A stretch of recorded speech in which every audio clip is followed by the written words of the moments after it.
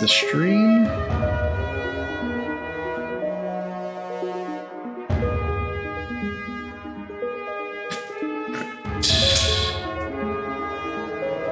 So far, so good.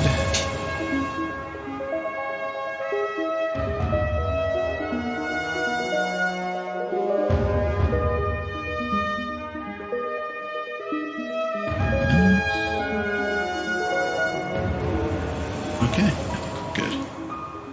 Alrighty.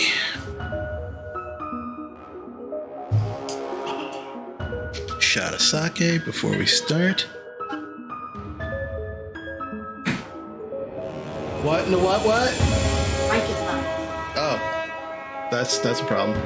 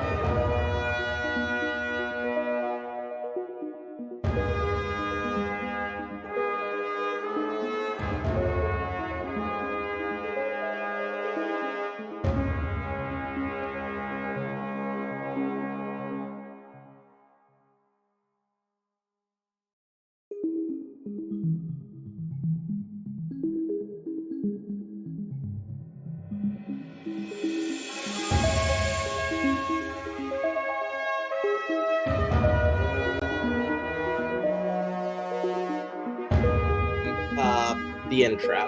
Gotcha. All right. I'm gonna do the same Like, during intro music thing. Yeah. All right. Sounds good. All right.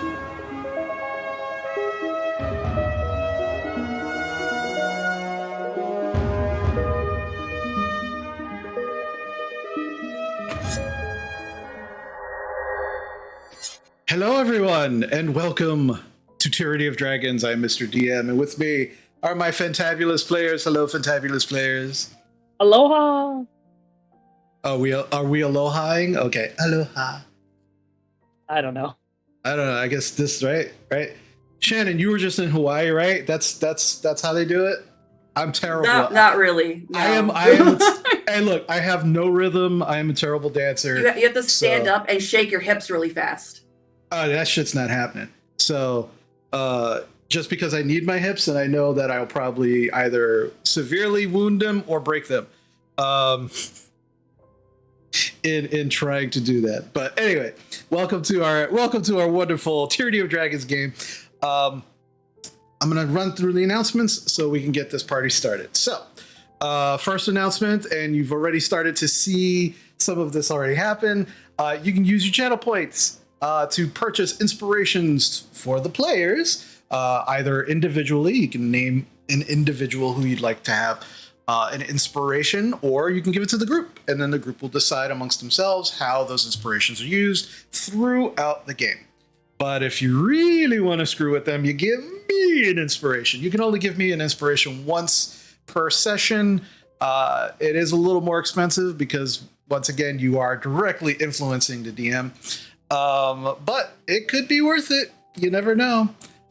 So you get the players, you can do up to 3 per session. So use them well, but definitely use them. And don't worry if we don't get to use your inspiration by the end of the session. Those channel points do get refunded to you, so you can use them next time. All right. Third announcement. I just completely shot over the second announcement. I'm in such a rush here to get this session going.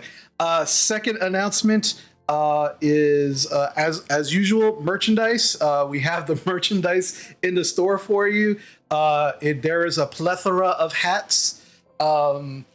I say plethora because my best friend's birthday is coming up pretty soon. I unfortunately cannot attend, and plethora is the first time I ever heard the word plethora was in his favorite movie. The Three Amigos. So plethora, I'm going to be using plethora a lot during today's session, just for him. But we do have a plethora of hats. You can see one of them, the players and creators hats is a plethora. Plethora meaning more than one. But this is just one of them. We do have a plethora of hats. We have this the snapback, as you can see. We have regular baseball caps. We have bucket hats. We have actually winter hats, ski caps. All players and creators logos on them. 2 of the hats are only in the store for the next 4 months. These are the denim baseball caps and the ski cap with the pom-pom on the top. So if those are your kind of things, those hats are in there. We, just kind of as a little bit of a teaser, we are slowly getting in artwork for our Wild Mount campaign. So eventually hopefully within the next few months, we will have merchandise with our Wild Mount campaign players. That's been going on for a while now, but the artwork is slowly coming in. It looks amazing. It is from the same person who's done the artwork here on this stream, Rose Garden Illustrations.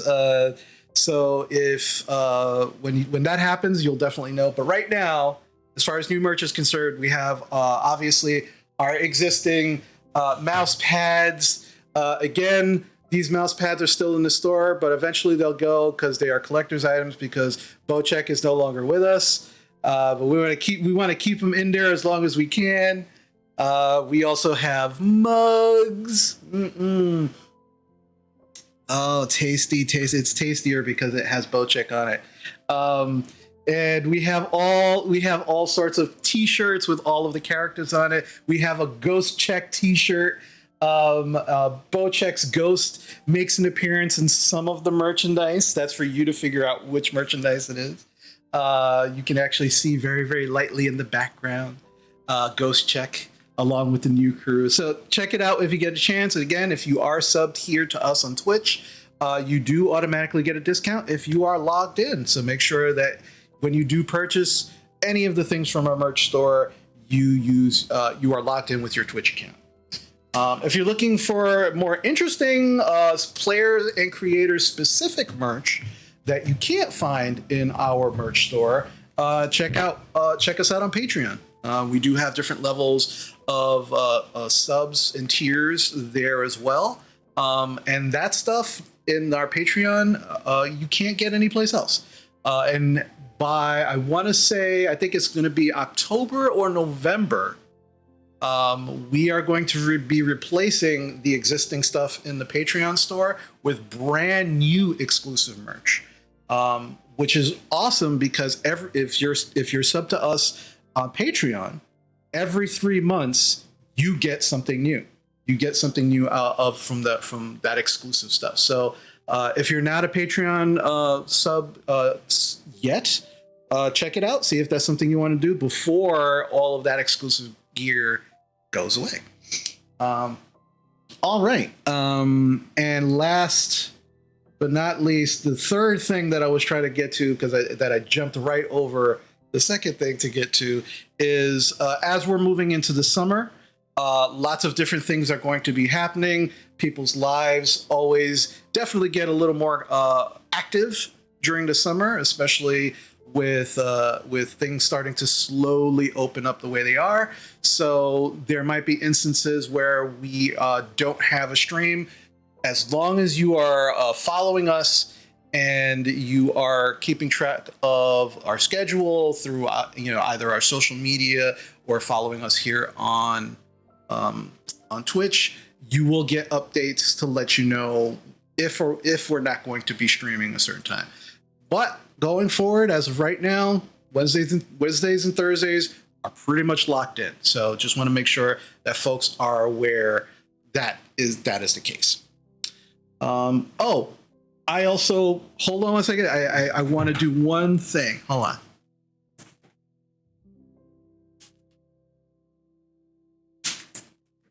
All right, sorry about that. So for those who are not aware, in our About page here on Twitch, there is a DM's wish list. Now, in that wish list is basically my Amazon wish list for things that, well, to be very honest, if I had more money than sense, these are things that I'd probably purchase for myself. And they all obviously have something to do with DMing, decorating, my stuff a little bit. And Ocelotus, bless him because he is freaking amazing, actually got something like completely out of nowhere, got something off of my wish list. He got me this DM bag that is freaking amazing. It's from a company called Enhance. And like, again, it was on my wish list because I never thought in a million years that I'd have something like this. But essentially what it is, as you open it up, the first thing that you will find is that it has this foam insert, so you can actually put minis up to about, it looks like about 16 or 18 minis right on the top there. But then when you unzip that, you have room on the inside for books, for all of your books, if you need to take your books with you on the go. It has 3 separate pockets for, notepads, pencils, dice, and then at the very bottom here, it has these straps where you can, if you need to bring your maps with you, you roll the maps up and you can actually put them in these straps. And I need to show it off because freaking Ocelotus is amazing. Like, he's an amazing person. He's an amazing supporter of multiple streams. I mean, I can't even count anymore how many streams that he goes into that stream and he 100% supports them in whatever they're doing, whether he's just cheering them on, whether he goes and he does something crazy like this. You know, Ocelotus is an amazing streamer, an amazing supporter, an amazing person, and I wanted to make sure that I took a moment to thank him and basically everyone who just comes out on the stream and just watches and supports us in that way. But every now and then you get a supporter like Ocelotus, and you got to call him out. You have to basically, you know, let everybody know how awesome of a person that he is. So thank you, Ocelotus. I know I privately thanked you, but I want to publicly now thank you for that, Ocelotus. So we appreciate you. We appreciate all the support that you give. And please don't change, man, because you're freaking amazing. You're awesome. All right, so that was the very last thing I wanted to do. I definitely didn't want to forget to do that. But yeah, so with that, I think we're ready to move on to our next session, Tyranny of Dragons.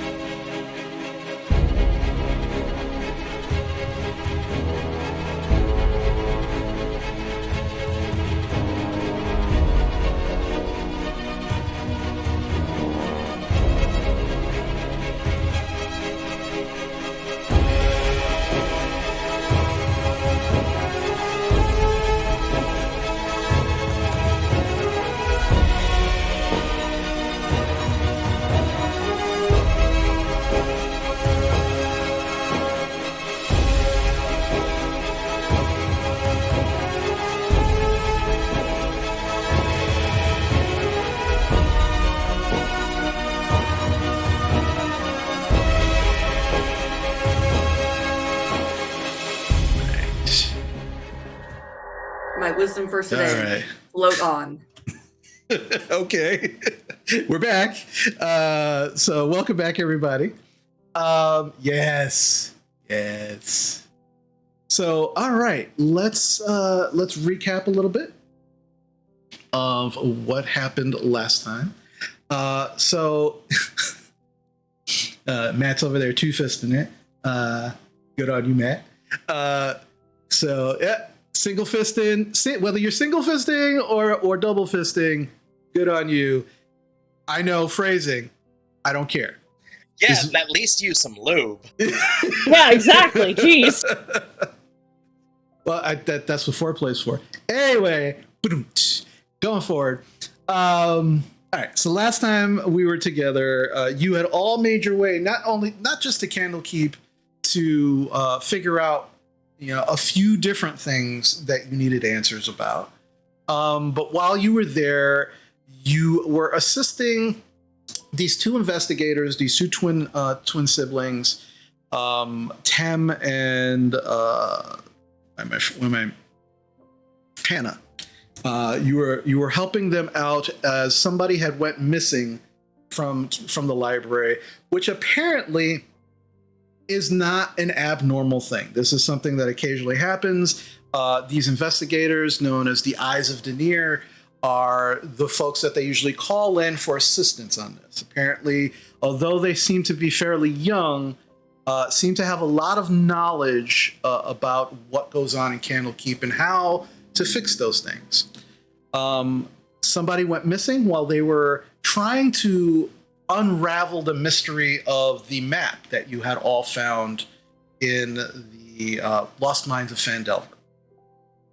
They gave you a little bit of a hint.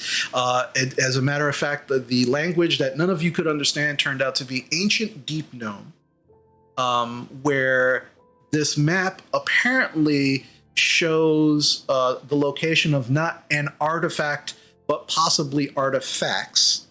And they were just about to find out exactly where the entrance to this Underdark cavern might be when they were approached by the Avowed here in Candlekeep about this missing person. So they have not finished looking through your map because this took precedent over what they were doing for all of you. You offered your assistance. Vincent found a book that the missing person, Falthrax Loader, was going through. Apparently he was depressed. He was looking through a book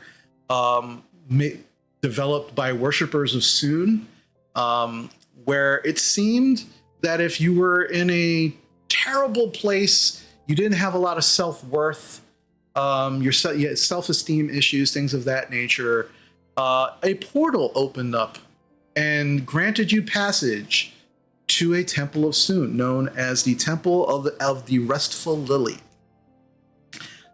You all jumped through this portal, got a very brief description of the dwarf, not knowing initially that he was a dwarf, but then that's with that little bit of information, you went to the temple proper, where you engaged with a number of individuals, including the three sisters who were in charge of the temple themselves, Azirsa, Greensong, and Morgana. You spoke with each of them individually at different points in time. Some of them seemingly not so friendly to some of you. Some of them friendlier than others. But something was a little off. And as you continued going through your investigation, you found that the individuals who worked there didn't talk. They smelled like hay. Other than that, they seemed fine. They seemed all right. You interacted with some of the patrons here at the temple. A drow by the name of Jarlaxle Banry. You also found an interesting ally in the form of a soldier named Rex, who definitely doesn't have a screw loose and will not set things on fire the very first instant that he needs to. And along with a few other individuals. But towards the evening, you decided to speak with the... I always have a hard time saying this. So I think that's why I didn't say it last time. Aesthetician. There we go. Aesthetician.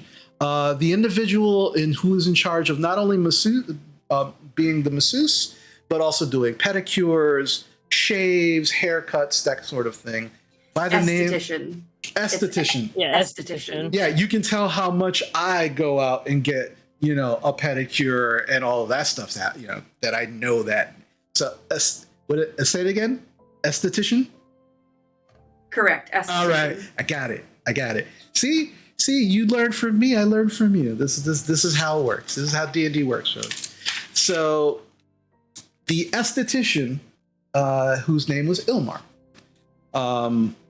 Gorple and Drovar, as father and son, decided to go get massages at the same time, and decided to talk with Ilmar about what's going on. It took some convincing, but you eventually were able to get him to open up, where not only did he inform you that he was an agent of the Harpers, but he also was a friend of Silveri, the person who created and ran this temple for a number of years. He said that the last thing he had told Drovar and Gorple was that he knew exactly what was wrong with this temple, that it was being run by 3 hags, and that this temple needed to be cleansed.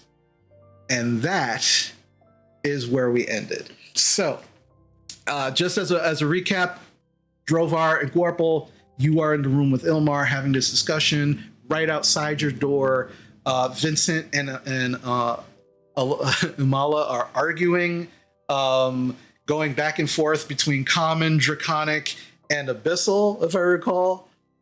Just kind of going just yelling like siblings at each other.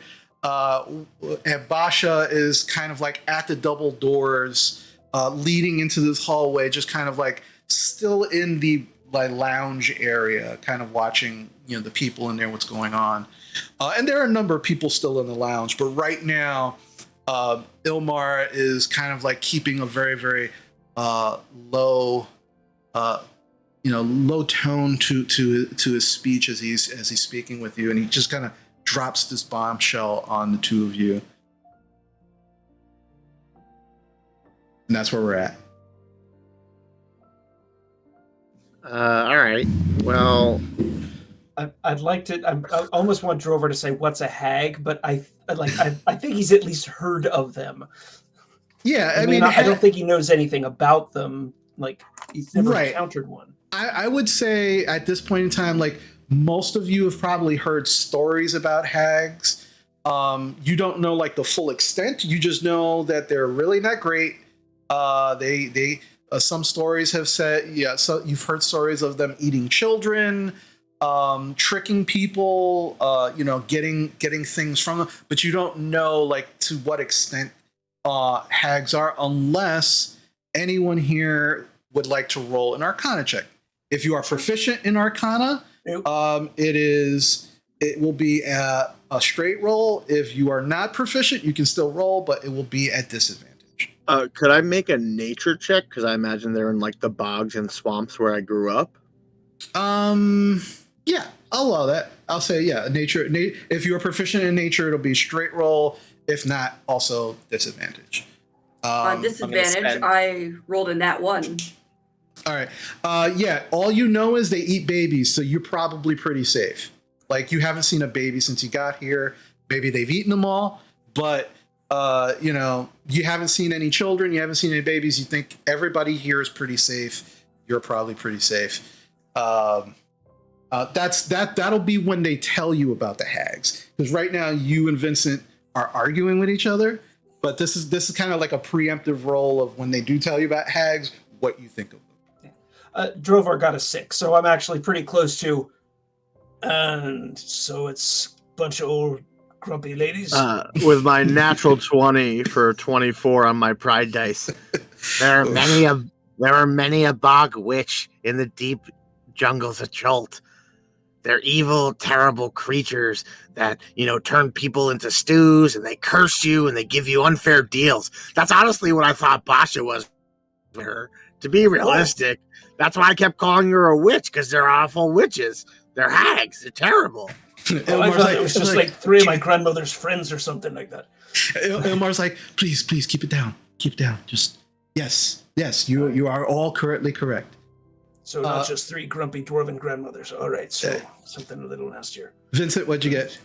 I spent a sorcery point to get a 17. 17. Okay, yeah. So similarly, like when you do find out, you do know that you've been told in some of your training and your upbringing that hags, specifically for you, Vincent, that hags could be very, very powerful allies.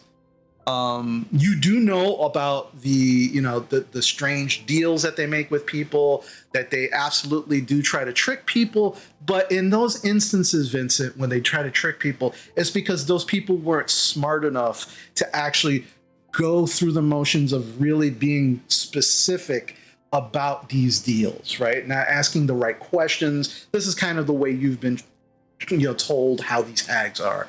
But you do know, like, they can be very powerful, especially if they're in a coven. They're very, very dangerous if you're not intelligent about it. Basha, what'd you get? I'm sorry, I wasn't sure if I was allowed to roll since I'm in the doorway, but I will roll. This is Arcana, right? Yeah, this is for when, if you're not in the room currently, this is for when they do tell you they're hags. 23. 23, yeah. You know all of the cursing, the deals, the eating of babies, like the whole 9 about these hags. They're terrible. Now there are a number of different types of hags, and you're not sure what kind these might be. But generally, like whatever they are, not great. Like not great at all. These are terrible, evil, powerful women that are normally looking to make these deals to increase their own power. But bad news, and Wizards College would say do not deal with them, I assume. Wizards College not only not deal with them, but probably to destroy them before they hurt innocent people. Fair enough. Okay. When I'm told, I will say. Okay. All right. So currently Ilmar is still in the room with you, Gorpal and Drovar, as you kind of come to these realizations of what hags are. All right, so they're here. They basically turned this place into, the weak and the lonely and the people who need confidence. They come here and just feed on that, and I don't know. Well, I don't. Well, that's the thing. I don't really know. I've only been here. You know what? We should. You and your friend. We should all kind of speak to each other. Eventually, someone's going to tell them to stop yelling. All right. You can. You know what? How's this? All right. So, and he kind of looks around the room, and you guys are not in a very large room. But he's like, tell them to come in here very quickly. Just quickly. All right. Okay. You got it. Hey, stop arguing. Get in here and get Basha. Basha's staring longingly across the lounge at Jarlaxle, who is currently flirting with the woman sitting next to him as well. She's debating setting fire to that. No, it's fine. Imbala will grab Basha by the hand and lead her into the room while glaring directly at Vincent. All right. So you all make your way into the room. Okay. So this is not a large room. You can all squeeze in it as long as Gorpal is hanging on the ceiling or on the wall. But it is a tight squeeze. Drovar, you're actually pretty comfortable because you're still on the massage table. Oh yeah. So you are just kind of sitting there. Yeah, sitting there. You're fine. But Basha, Vincent, Amala, you're just kind of squeezed in there a little bit with Ilmar, and he kind of closes the door. He's like, okay. All right. So good. You want to? I mean, they're your friends. He's done he's looked around. He's done some information. He believes these three things are. He calls them hags. Hags. Oh, that was loud. Yeah, apparently that's bad. Yes, it's very bad. Also, this guy's a Harper, so you two are buddies. Oh, perfect. Hello. Oh, yes. Yeah, he kind of looks. Can be a problem. Well, they seem to be doing it here. All right, so he just kind of looks at you, Amala, and you, Basha. He's like, and he just kind of like looks at you pretty quickly. He goes, "The sun is shining." The two were of you. We told this one? Two of you make an insight check for me, please. Julia gets it, but does Basha? My second nat one of the evening. Oh God, it's a 9. Look, you get him out of the way. Amala, you're like, what? Like you have no, like he looks at you like you should know what he's saying, and you're like, what?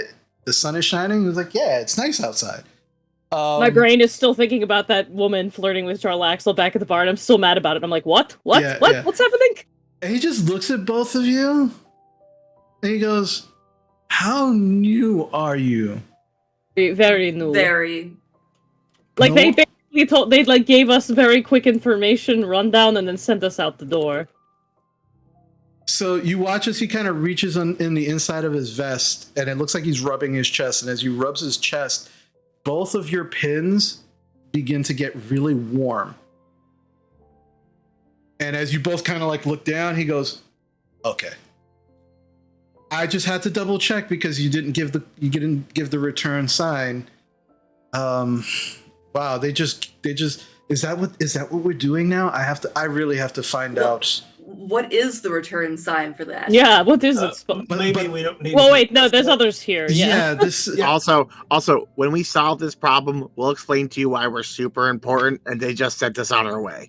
But right now, we should solve this first problem first. Yes. All right. So, All right. I have a plan. You all trust me. right, those are What's two plan? Not really, statements. but sure. Yeah, two separate Actually, things. you know what? That's probably for the best. My plan would have gotten us all killed anyway. I Let's- also have a plan, but I wanted to hear how silly your plan was first. Let's say these plans. Oh, all right. The idea I had less to do with stopping the hags and more finding where they're holding people. Okay, so oddly, your plan aligns with my plan because I'm going to go. Let's go check out that tower while they're busy right. in here. Yeah, they're we don't know the what happened to the lady that founded the place. all right. She seems to have, Yeah, I could, so as much as I'd love to just go in and start. that's not my intent. My people used to deal with hags. I could play the part of a villain and maybe sit down with one and see if I could pump them for information. I mean, Do I we have haven't heard time? too much about this, but aren't they like really, really fond of deals? Yes. So And if- am I. Yeah, but there's 3 of them. Yeah, I only need to talk to one. I'm gonna go talk to the Lorax over there with their giant Well- tree. If we're going to deal with them, I mean, why don't I just drop a silence and we just murder them? But then we may not find out what happened to the, if she. Okay, well, that's what I'm saying is they live in that tower. They took it over. They're all here currently working. We could sneak over to their tower, find out if there's any secrets by doing investigation so that if they have anything there that we can use as leverage. Well, Probably- how about I give you some information and then we can go from there. Hey, if you've got more to share, we're all ears. Well, I mean, I think that's why it's best that we're all together. So I could just say it once and then we can kind of go from there. About 3 months ago, I began receiving. This is gonna sound strange, but I started receiving visions of my friend Savary. She seemed to be suffering, and she appeared as though her face was being reflected in a broken mirror. And I kept having these visions, and it told me, well, I have to go find her. I have to go check on her. So I began making my way here, and that's when I found that the temple was under quote unquote new management. And every time I asked, I didn't want them to know who I was looking for, but I would ask about the origins of the temple, and they would kind of give me the runaround and didn't seem to have all 3 of them had different answers for me. It wasn't lining up. So I decided that I would play the part of esthetician. Thank you.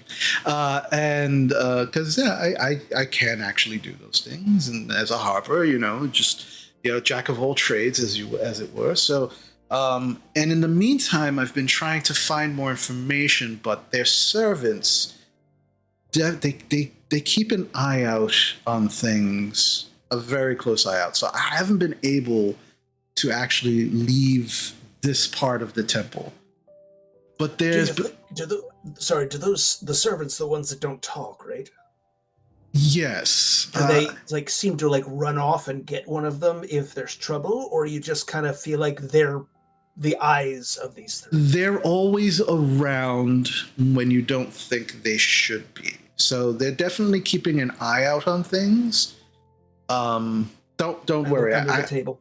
I have a plan for when we're done here, but so they don't get suspicious, but it's fine. But I haven't been able to leave my room in the evenings because they're always there. They're always around. But this is not the only part of the temple. There is another smaller place of worship, an actual place of worship for Sune that is off the grounds. I haven't been able to make it there, and it seems like it's been overgrown from what I could see through the windows. Maybe that's a good place to start as well before you hit the tower. The sisters live in the tower. They have taken the tower over. So maybe that might be the last place we want to go. But regardless, whatever you decide, if you do decide to either go to the tower or try to go to the second part of the second temple, I could probably be a distraction and make sure that if you leave, they're looking someplace else. But again, you have two Harpers with you, so I'm assuming that you're probably very clandestine, very quiet, don't attract too much attention. Definitely try to acquire as much information as possible before you make your next move, right? Sure. We try to be. He doesn't look very convinced. I mean, I'm ready to make my next move, and I'm really quiet. He is very quiet. Yeah, it's true. He is. I'm particularly persuasive when I need to be. I mean that look, I will follow your leads, whatever you like, but I'm still trying to determine who's actually like a patron here, if any of them have been taken under the control of the hags. I still don't know. There have been individuals that have come here within the last 3 weeks that I've not seen them again. I've seen new people. I've seen, but I don't know. Like there's a lot of strangeness in this place, and unfortunately, I wish I had more answers. But I am being watched as kind of the outsider who still works here. All right, Basha, that fellow you've been making eyes at, didn't he say he's been here before?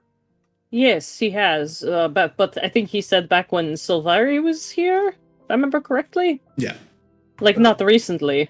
I mean, it looks like you'd really like to have a chat with him. Maybe you could learn a few things in the midst of stuff, but do you want me to find out if he's working for the bad guys, or like what are you telling me here? Look, if you wanna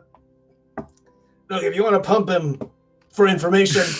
Really, I was like, finish that statement, please, Drovar. Oh, sorry, I lost it in translation there.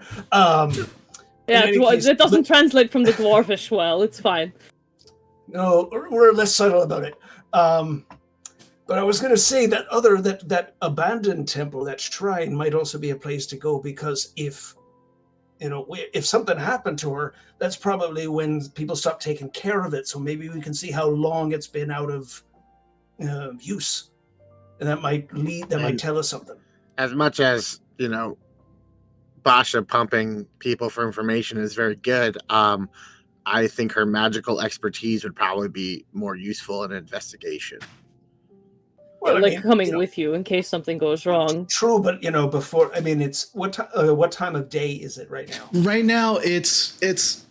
I want to say it's like maybe about 3 PM, maybe 2. You could probably at least chat the guy up over a drink or two. You don't have to. Well, I will say this: so we want to remember we got to leave by tomorrow, so we got to get this shit done. Okay. Yeah, they're opening the portal tomorrow for us. Right.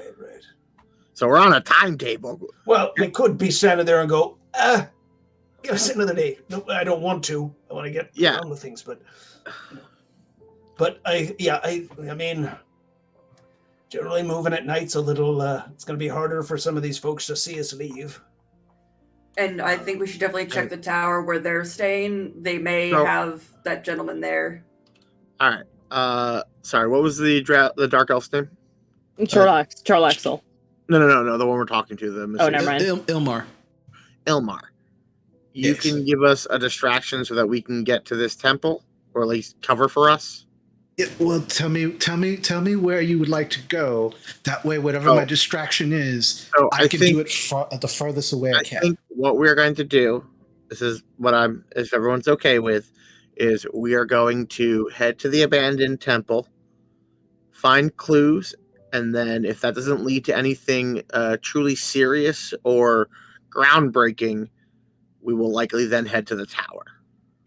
So we're not getting information from the Jarlaxle. We're just leaving that part out of it. That's fine. I just want to know. You can, but I worry that if the hags or the servants overhear us talking and being suspicious, it will drop our element of surprise. Again, if you think you can keep it subtle and without them noticing, I'm just worried that the longer we linger, the more suspicious we're going to become.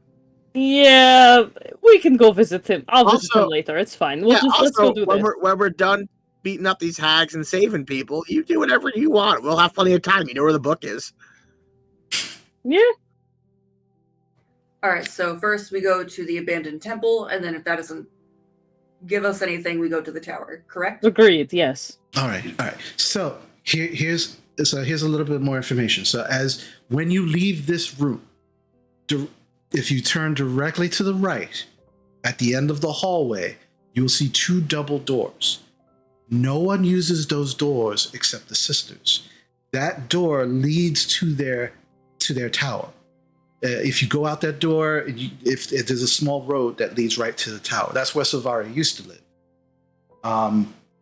The other temple is the opposite direction. There is no path to it.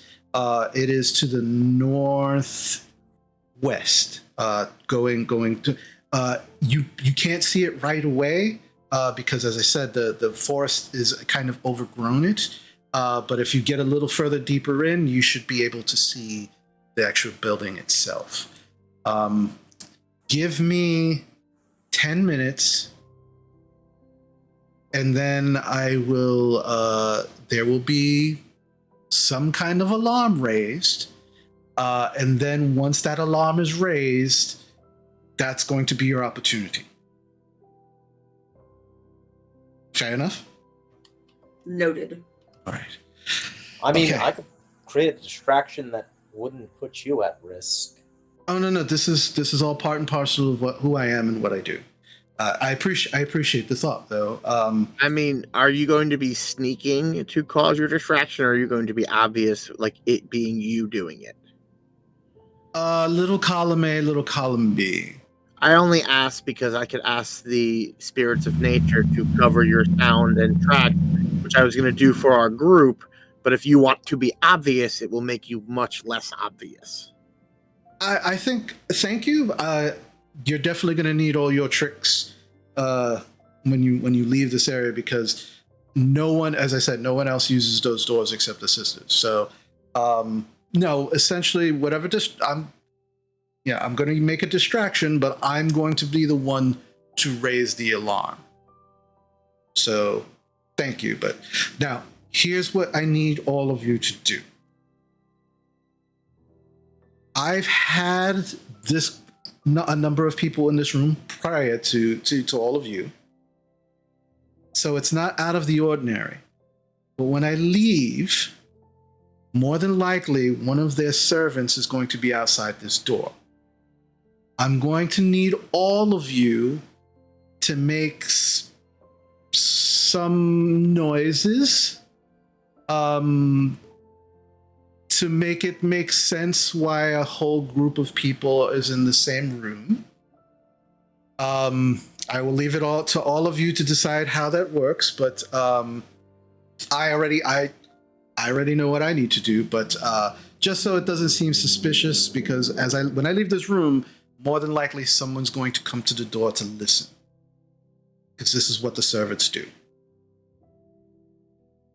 Do we decide the nature of why we'd all be in here? Does that matter? I think we better get our story straight, whatever it is. Yeah. Well, I'm going to go now. Give me 10, 15, and you will definitely hear when the alarm goes off. I will make sure, and he points to you, Basha, and you, Amala. They will know. And then that will be your cue to leave. All right?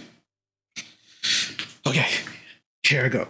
And he kind of squeezes past Vincent, Amala, and Basha to the door. He unlocks it. As he unlocks it and he opens it, you can hear and some of you see sweeping outside the hallway is one of the servants. And he goes, "We ran out of oil. You know how it is. I have to go get some more." He closes the door behind himself. Basha's gonna wrap an arm around like Vincent and Amala's neck, but Amala's pretty tall, right? So she's probably it's gonna be more like her side, and just start like laughing really like raucously and just like kind of like giggling and like puts like like and just like acting really weird. So I'll roll deception if you need me to, because that's please, not. Yep. Okay. And if people are joining in on the raucous laughter, you can definitely roll at advantage. Yeah, I will. Yeah, Drover just kind of says stammeringly, it's like, I'm really not comfortable with this. It double rolled, but the first one was a 20, so. Okay. Yeah, you think you're probably pulling off this whole like having a good time in this room. I'm gonna head to the doorway. Mm-hmm. Is there like a crack underneath the door? Yeah, there is a very slight crack under the door. Oh boy, watch out, fountain, and I'll just splash 5 gallons of water underneath the door. Uh-oh, it's getting slippery. You got me wet, Gorble. Oh. I know, it's the best being wet. Absolutely. I mean, sometimes, but not right now. With all this oil here. I don't get it. Now it's a hazard. It is a hazard now. I guess slip and slide. Woo! So glad I'm up here on the table. Woo! Yeah. Ooh, looks like I messed down there. Gorple, Right. make a perception check for me, please. Guess you guys are having fun. Woo! That will be a 19. 19. You hear sloshing, like someone like walking through the water, and then this very weird like, and then you realize that the person outside is trying to sweep the water.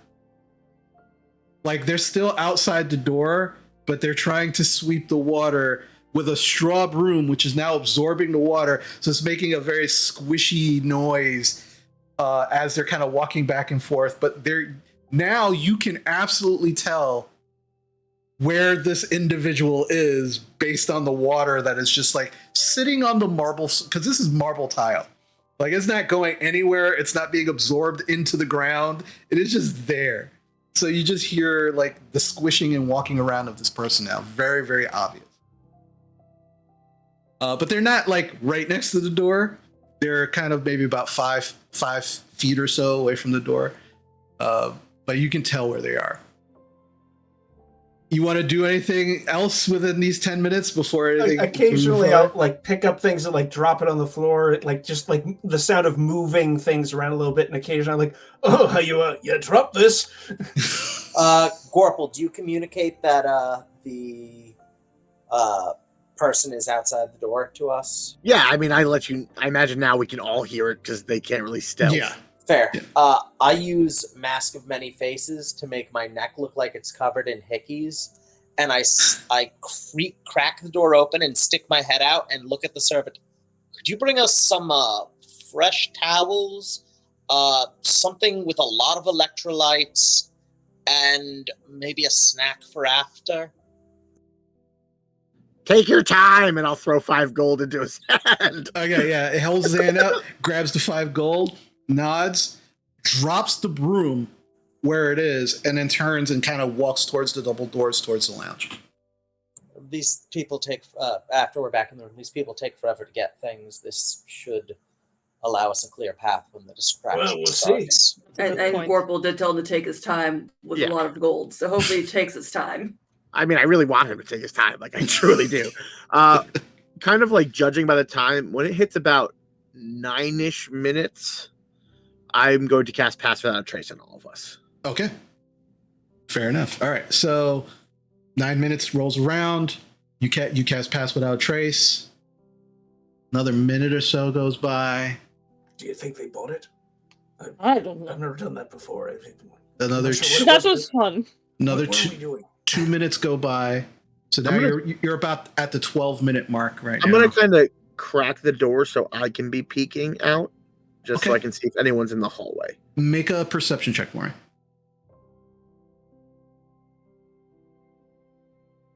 That is a 23. 23. Okay.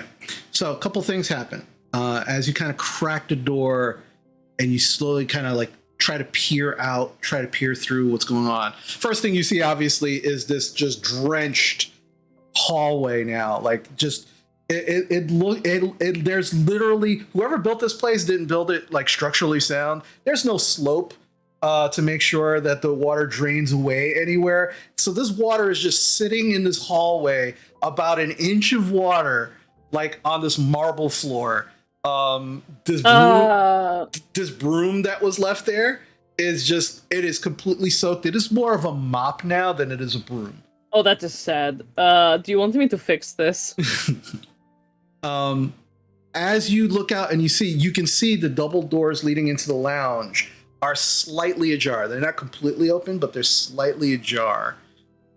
At the same time, Amala and Basha, your pendants get really warm. As they get warm, Warple, you begin to hear yelling. Fire! That's a fire! It's the tree! It's the tree! Go, go, go!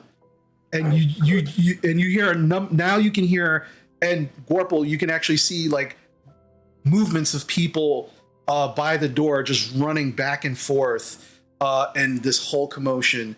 And you have a pretty good idea that this is the signal. This is go time. Let's move. Oh shit, that was my plan. Is Amala in? Are you in your full like plate mail, Amala? Oh yeah. Okay. I'm going to embolden myself, Amala, and you know what? Let's see what Vincent can do. So I'll embolden the three of us, and I will begin stealthing as I crawl along the ceiling because it's wet on the floor. Why would I walk through that? Okay.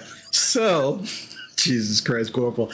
All right. So, everybody roll me a stealth check at disadvantage because of the water, except for Gorple because he's on the ceiling.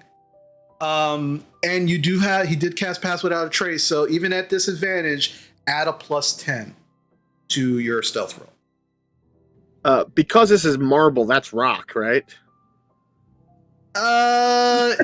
It's polished rock. Okay, so yeah. I wouldn't have advantage. No, in you rock wouldn't, no. terrain. Okay, No. I'll reroll that. 16. All right, hold on a second.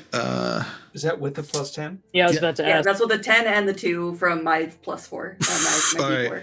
So, Jesus. Mala, you said 16? Correct. All right, Basha? 20. 20. Drovar? 24. Nice. Vincent? It would have been a 32, but with the disadvantage, it's a 19. Okay. And Gorple? Because I rolled so low, I only rolled a 3, so that's a 26. Jesus Christ. All right. So you all begin, with the exception of Gorple, who is just like Spider-Manning his way towards these double doors on the ceiling. The rest of you kind of like slash, like tiptoeing as best you can towards these double doors. And you now all can hear like this yelling going on past the double doors of the lounge, and you're moving kind of away from it towards these other double doors. You get to the doors. Who's the first person to get to the doors? Okay. Gorple, you get to I'm gonna check them for traps and see if it's locked first. Okay. Make an investigation check for me, please.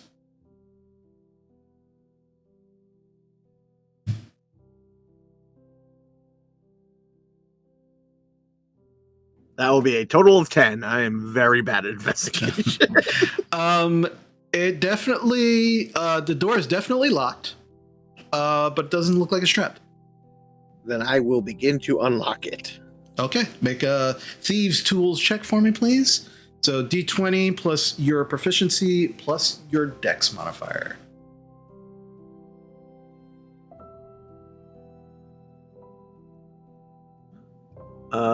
I have a total of 15, but if people want, I could use the group inspiration. I rolled pretty okay. Not great. You said you have a 15? I have a total of 15. You know, I'll ride the 15. See where it gets me. Okay. So you kind of, and you're doing, again, much like your visit to the bald dwarf, you are kind of trying to pick the lock upside down as you're kind of like sticking to the door. And you've done this plenty of times before, so it's you don't get disadvantage from that. And you're sticking the tools in, and you begin using one of your tools, and you feel it kind of begin to bend, and you're like, oh shit, and it feels like it's about to snap, and then you hear and the lock opens, and now the door is open, and as you push it open, I'm gonna need nothing happens. So as you push the door open, you are hit immediately with the fresh air from outside. You can now see this cobblestone path that leads to the tower, the three-story tower that you saw in the distance. This one, it's about maybe 80 to 100 feet away. Like, it's not very far. But you are now outside. What do you do? Make our way to the door, through the door, and start heading So off the path. once we're through, I'm going to close the door and I'm going to relock it. Okay. Make another thieves tool check for me, please. I'm not even going to roll my inspiration die because I got 26. So Okay, I'm good to go. Easy enough. You're just like, now that you know exactly how this lock works, picking it the first time, you are able to relock it. And I kind of go, I figured if we want to get back, we could always hop the fence. In case they look for us, they won't see that we left through this door. Okay. All right. So I have a really random question. From my past experience with using Unseen Servant, do I know, would it trigger traps and things like that? Unseen Servant? Yeah. Depends on the type of trap. That's fair. I was just thinking I could always. Anyway, that's fine. I was just trying to remember if it did or not. Yeah, I mean, your Unseen Servant could always like grab something and then activate a trap if that's what you were looking to do. Like like that's a possibility that But again, it really depends on the trap. All right, that's fine. Okay, so Gorple, you locked the door behind yourselves. You are all now kind of standing outside on this path. What would you like to do? Well, temple? On our way to the temple? Yeah, I mean, looking at the map, so I see we've got the stone path, and then going off to the left, there's that darker area in the upper left corner of the map. So I wanted Gorple to move like right to the edge of the building and kind of look around just to see if there's any people or anything, like along this area over here. Okay. And I didn't mean to actually draw that, but that's where I'm looking to see. And if it looks clear, then I will bound, like basically into the tree line. Okay. And just to get under cover. Okay. So I will say make a perception check for me, please. Okay.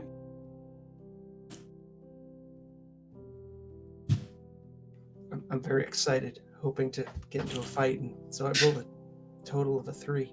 3? Yeah, coast looks clear. Looks good. Yeah. And you start bounding your way into the tree line, right? Is everybody following him? Okay. So you will be. Yeah. So you all just watch Drovar like barely stick his head around the corner. It's like, let's go, and just runs into the tree line. You all follow suit. Everybody except Drovar, who is just super excited, who wants to kill things now. Please roll me a perception check.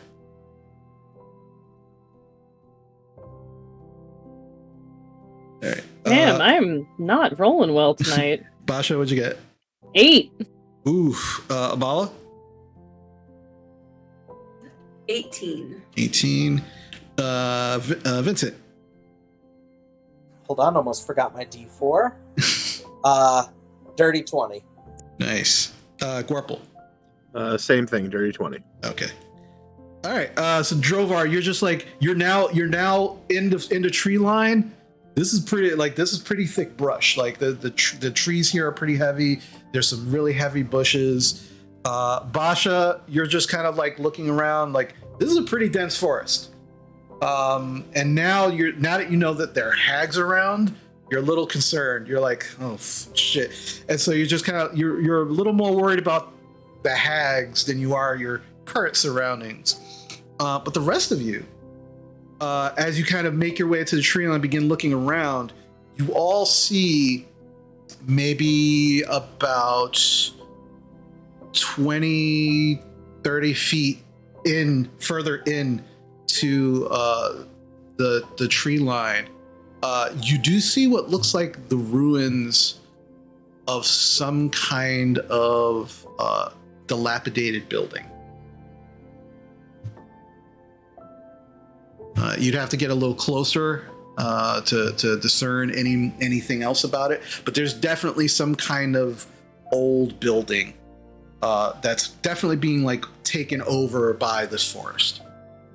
I'll sidle up to Basha because this is an old Temple of Sune, and I don't really know much about it. So I'm like, I think maybe you should take the lead. There might be like a secret phrase or something. Sure, I'll lead. Also, I could have made you all invisible, right? Like we haven't done this yet, but like I can do that. Is that true? No, I've had it for a little while. We've just never had the reason to before now. All right, good to know for next time. Yeah, okay. All right, I'll go ahead. Let's save it for if we find out that they're onto us. Yeah, I'm gonna start like making my way through the dense brush. I moved as if it were difficult terrain, but whatever, however many turns or whatever it takes, I'll just start moving that way. Well, yeah, you can start making your way over there. And as you do get closer, as you all begin to get closer, this crumbling stone building must have once been a beautiful shrine.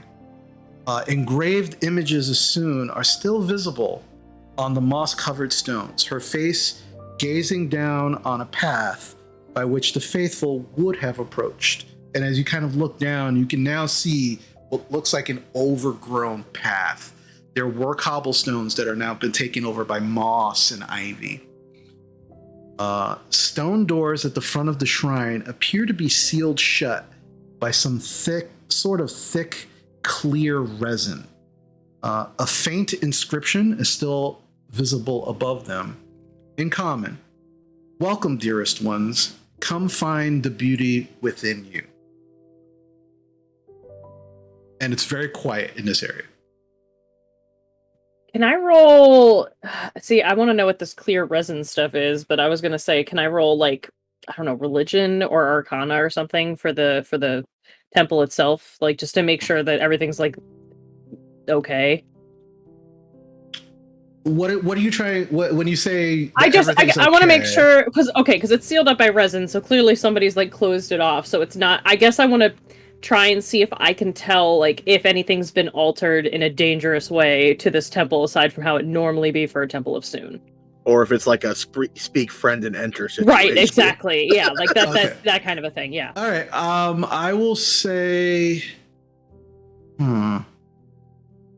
I will say in that instance to please roll me a religion check. And I'd like to look at where the cobblestones and stuff are, like there's like stuff growing over them. Mm-hmm. Like Drover's like kind of looking at the stones. Does it look like this path has been deliberately like cleared and then natural growth has come in, or it's just been abandoned? I will say make a straight intelligence check for me. Okay. I got 22 on that religion. Okay. So for you, Basha, you got a 3. Okay, Joe. So for you, Basha, as you are kind of like inspecting this, the strangeness of this is this resin, right? You've never seen a resin like this before. Any temples or shrines that you've ever visited of Sune, this is something completely new you've never seen before. The actual depictions of Sune, the kind of reliefs and carvings that you see, they're not marred, they just seem ignored. Like moss has grown over them, ivy has begun growing over them. This has definitely been neglected for many years. You're not sure how many at this point, but it's definitely more of neglect than anything else. But the resin is what, when you look at the resin, that gives you a very disturbing feeling. Like it's something very off about this resin. It's completely black.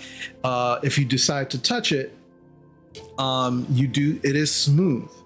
Like there's no bumps, there's no imperfections. There's also no edges, like where you would actually be able to kind of like try to grab around this resin to kind of pull. It seems like it's kind of molded into the door somehow, and everything around it is rounded. So there's actually no way to kind of like grasp onto anything. It's very, very odd. Okay, But, so just I'm curious. So just to use a completely modern metaphor, is it like it's been shrink wrapped, like something's like just completely sealed up around it? That sort of. Kind of. It's more as if something molded itself to the inside of the door and then hardened, but made sure that there'd be no way to kind of grab to get like any kind of hold on it. Imala's gonna notice that, Bosch is checking all of this out, and she's just gonna like turn to her and be like, do you want me to try to crack it open?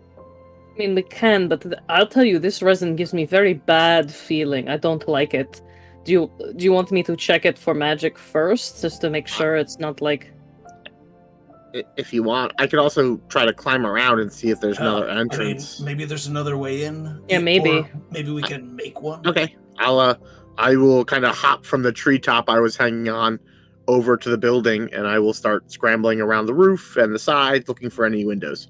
Okay, so you do begin the first thing you do is kind of climb around the actual other sides of the walls, and you do see that there are windows that also have this resin that are just completely covering this window. The resin is black. It's opaque. You cannot see through it whatsoever. And like the door, it's kind of molded to this in such a way as there's no edges. It's just have I ever seen anything like this? For you, I would say it's going to be a pretty high DC. Make a nature check for me. This is the craziest magic I've ever seen in my life. I rolled a 6, and I will crawl back to Basha and go. Well, you're not done yet. You're not done yet. So that's just the walls. You begin kind of crawling up, and the roof of this building is kind of it's almost like a half dome, and so you begin kind of crawling up, and there's bricks here and there that have fallen in, but there is this large round area on the top that is just completely caved in, and it is not covered by resin, so you are able to see down, and there's no light in here, so it's definitely difficult to see down. I have dark vision. I have dark vision. Yeah. You can see the interior of the shrine has the appearance of having been abandoned after some sort of terrible confrontation years ago. Broken benches with shredded cushions are overgrown by thick fungi, and 4 large mirrors hanging on the walls have been shattered, leaving the stone floor covered in shards of broken glass. All right, so I'm gonna grab like my rope and secure it to something on this roof. That's easy enough. And I'll throw it down to them. Hey, everything's sealed up, but the top has a cave in. There's like broken mirrors and glass on the floor, but Basha, it might be something you know. I'll lower some light in there, but if you guys want to climb up. Okay, I think what's the height with my boots? I can probably jump up there, and then I can brace myself to help other people get up on using the rope. Okay, so climbing up. Let's see. Well, with my boots, I should be able to. I can jump like 20 feet or something straight up, I think. Well, that'll get you up like to the actual where the dome ceiling begins. So if you want to like jump up and then try to grab the rope and then climb up, because it is kind of like it is not flat. It is definitely like a half. My dome. thought is that I'm trying to get everyone on the roof, and then we'll figure out how to get in through the dome. Okay. Yeah, So that's what I'm doing. So I thought if I can get up there, I got to hide. Oh, well, he's got those gauntlets anyway. So, but he can keep scouting, and I can kind of haul people up if they're having trouble climbing.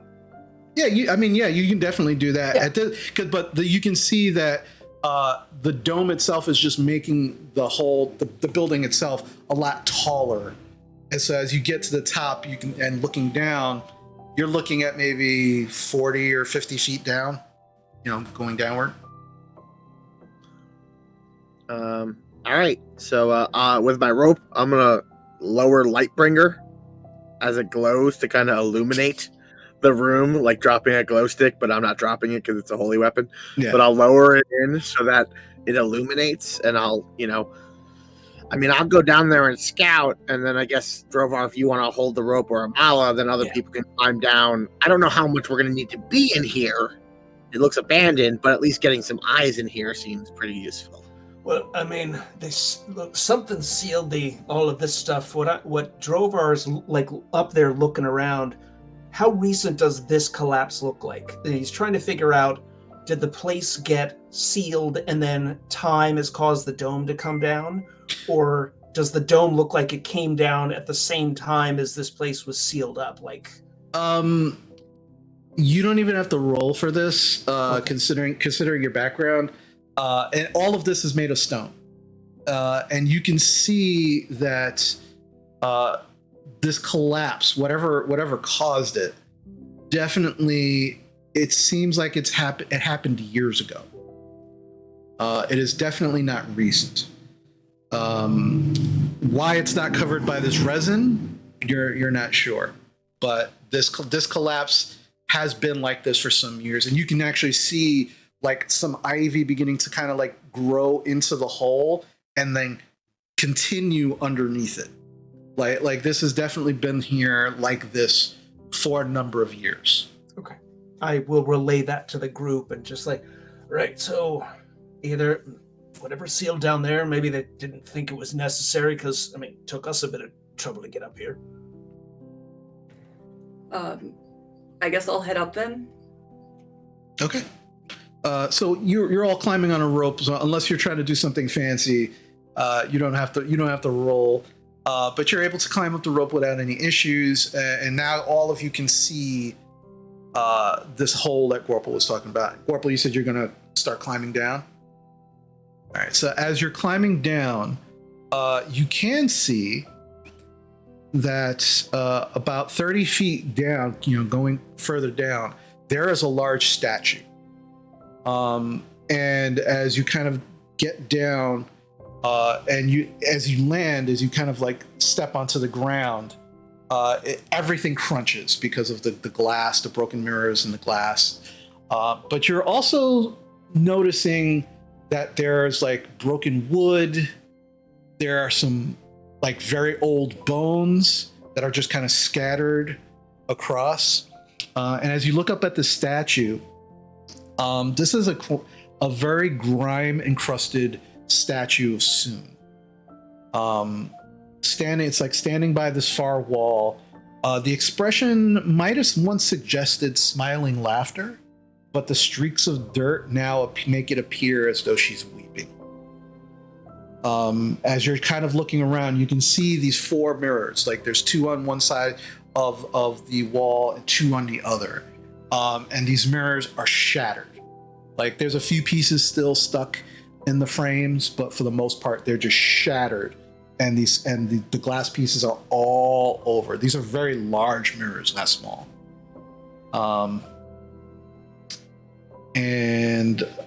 As you're kind of looking around, you definitely see what look like broken pews. Like just also the wood shattered, the cushions and the foam just ripped apart. And as you continue looking around, you eventually do find that there is a staircase leading down behind the statue. All right, I let everyone know that. Okay. So at this point, the rest of you are climbing down. Okay. It is pitch black. For those who have dark vision, you can still see. Oh, that's right. You have Lightbringer. So there is a light glow down. You can definitely all see. Yeah, it looks like something bad happened here in this shrine. But Basha looks like not heartbroken. yeah, not recently though. So what would you all like to do? I will take a look at the bones to see, is it like the remains of a humanoid? Is it like dead animals? You know, it's like is it somebody who died when something went bad? Is this someone who didn't make it out of there? You know, that kind of question. The bones themselves look tiny. They look small, like they're from small animals of some sort. From the damage around, can I roll something to see if I know what kind of weapon did this?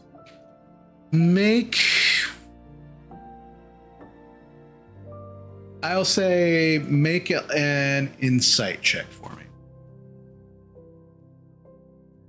Insight or investigation? I'll leave it up to you. Insight is 22. 22? As you kind of look around, it's strange. The mirror damage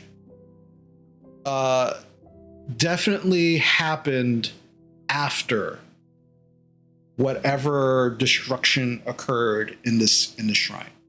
As you're kind of like looking through some of the materials, looking through like the broken pews and everything, you're definitely it doesn't look like physical damage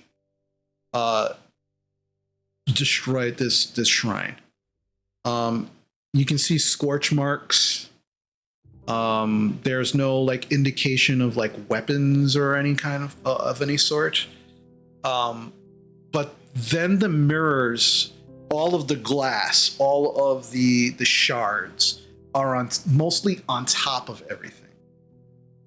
So clearly whatever happened in here, the mirrors were brought in afterwards and then shattered. So like, you know, vandals, you know how it goes.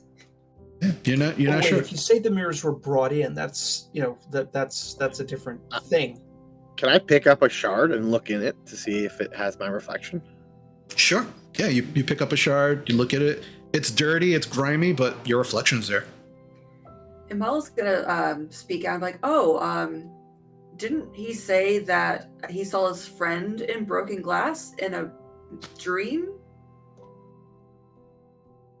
Maybe it's something to do with this? He did. But whatever happened here, I mean, he said he was getting those dreams, 3 weeks ago? This is a lot older than that. But still, like, Basha, is there a magic thing that, you know, they can trap people in mirrors? Or can I roll Arcana to tell that? Sure. Roll Arcana check. It seems like Rolling an like evil crap, thing. but it's a 14. It does seem like evil to me. 14. You've never heard of people being trapped in mirrors. You've heard of mirrors being used as portals, but not being trapped in mirrors. I state this to everyone. Yeah, it seems, I don't know why, I don't know if people can be trapped in mirrors, but, you know, people can be trapped in books, so. Well, I mean, there are stairs behind that statue. We could always check. What's the significance of, I mean, your god really likes pretty things. Are mirrors holy symbols? I think they are, aren't they, actually, DM? Mirrors are a big thing with Sune. Absolutely. They're not holy symbols per se, but it's definitely part of the religion. Yeah, mirrors are part of religion. The religious iconography. Not, Right. Not holy symbol. This seems very specific. I don't know if it's deliberate, but it seems to have they've all bothers me at the same time. I mean, it looks like it's done after. That sounds deliberate. Yeah, that's how many mirrors are there and how many are broken? Are there 3 that are broken? It's 4. There's 2 on each side. They're like huge. They're like almost like huge picture window mirrors. Like that's how large these mirrors were. But they are completely broken. There's 2 on the left side, 2 on the right side. Because there are 4, it makes me wonder, because there are 3 hags, And if mirrors can be portals, maybe they like came through them or something. I don't know. I'm making things up now. I don't know anything. Right. We should keep investigating. Let's take a look But downstairs. Just give me a minute, and Basha's gonna go towards the statue of Sune. I know it's like huge, but she's gonna try and prestidigitate some of the stuff off of Sune's face because she's like as best as she can. It's probably really hard to do, but Okay. As you do it, you just watch as the grime begins to kind of like float off the face, and it begins to kind of take more of a semblance of laughter rather than crying. You Not can much, but- you can swear that a little bit of light begins to pour from the top of the hole that wasn't there before.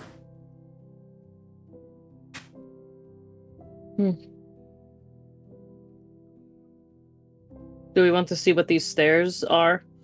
Aye. Yes. Okay.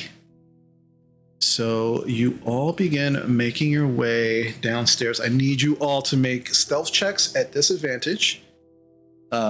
If you are walking on the ground because of all of the bones and debris and mirror shards, is definitely crunching under your feetsies. But the pass without trace is still It's still up. Okay. So you Also- get the plus 10. DM, I blend too much into the background. I lost my token.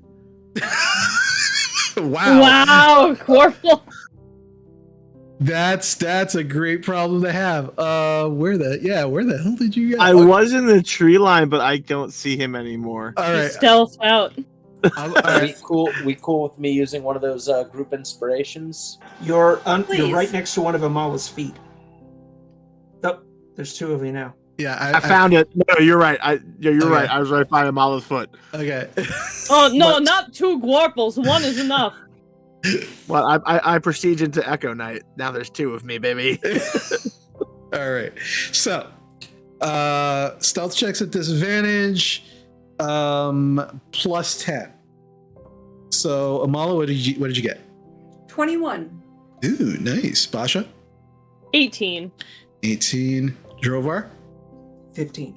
15. Vincent, Thanks to the group inspiration, 19. awesome.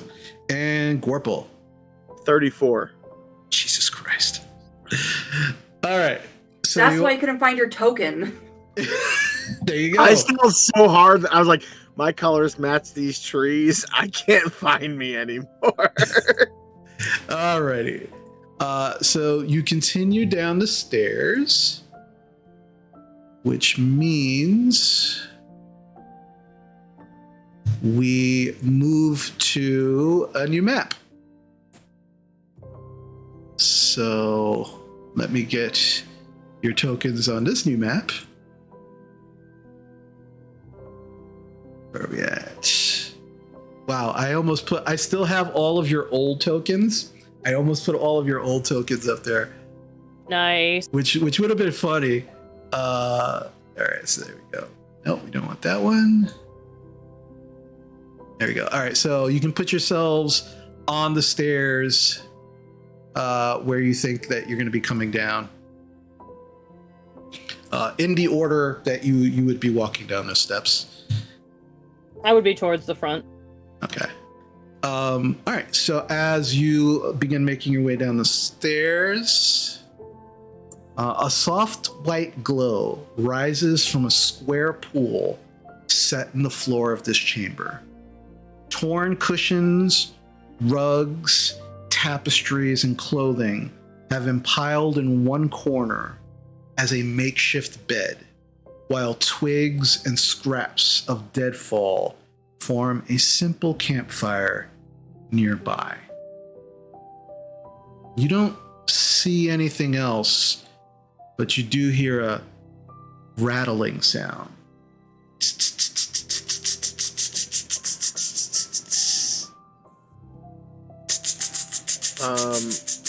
Can I look around to like hear or like kind of figure out, hone in on where I hear that coming from? Make a perception check for me, please.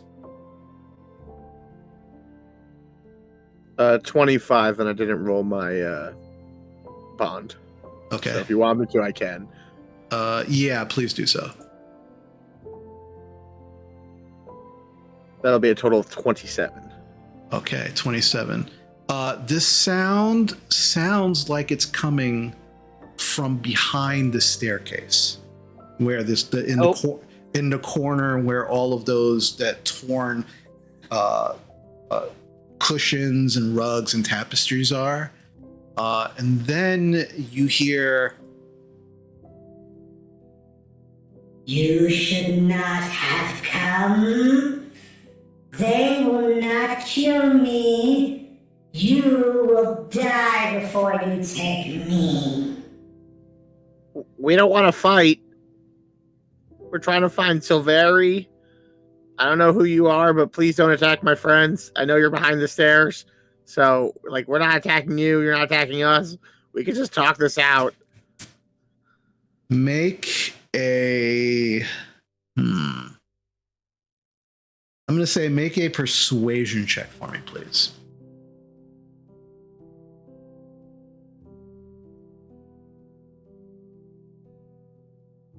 Because of the power of friendship at 25.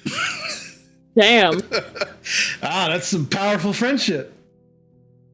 Well, with that 4 on that emboldening bond in it. Yeah.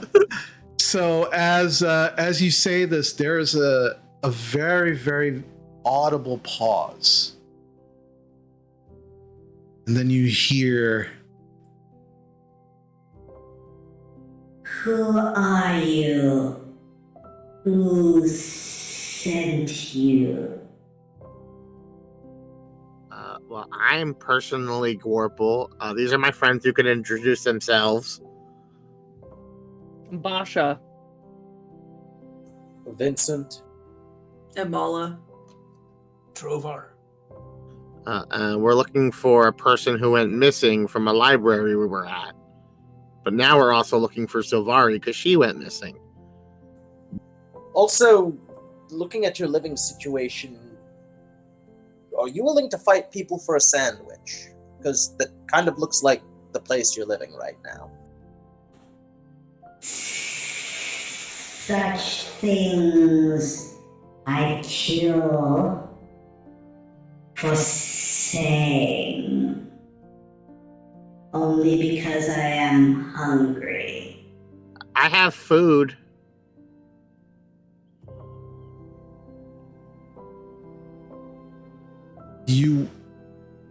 you hear, all of you hear like a very audible shuffle, like from behind the staircase. I hate this. But there's no, you don't see a person. You definitely, there is a figure behind the staircase. And then you begin hearing something you probably weren't expecting.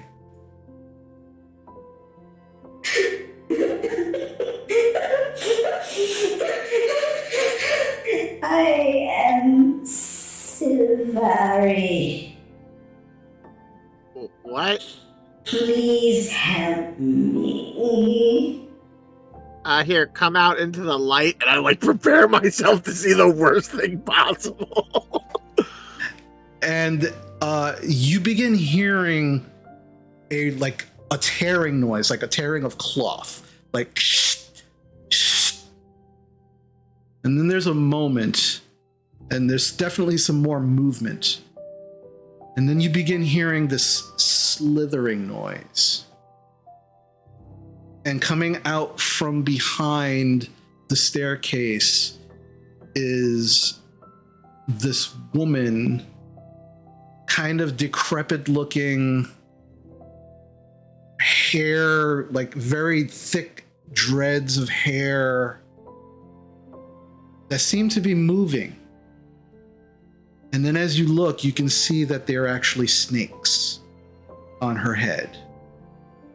And as she turns to look at all of you, you realize that she's wearing a blindfold. Oh, were you always a snake lady?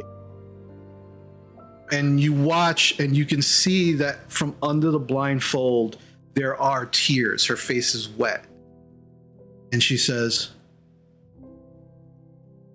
Please tell me you've come to help? We have now. Does she also Yeah. have a snake body?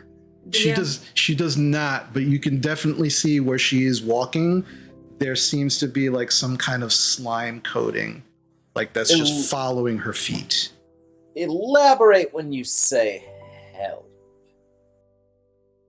She just kind of like, she's definitely like looking towards all of you, but like cocking her head. And as she cocks her head, all of the snakes kind of move in that direction towards where all of you are looking. And she just begins crying even more. All right, And- I'll begin. And Nope, not emotionally prepared to deal with this, and Vincent's gonna wait upstairs. DM, I gotta leave for 20 minutes. I'm sorry. yeah, no, do what you need to do. Do what you need to do. All right, so Vincent just turns and walks up the stairs. And just, Okay. As she forward, one step back with that boy. As she's now like she's completely broken down, she kind of drops to her knees at this point, and she's just at this point in time just sobbing on the ground near this fire. And that is where we're going to take our break. All right. All right. So you've found Sylvari, such as she is. And Clutch persuasion roll, otherwise that would Oh, yeah. have been a different visage. that would have been a very, very different, interesting encounter. But we're going to take a break. We'll be back momentarily. And when we get back, we'll hopefully discover what's going on with Sylvari. And maybe beat up some hags. We will see. All right, so we'll be back.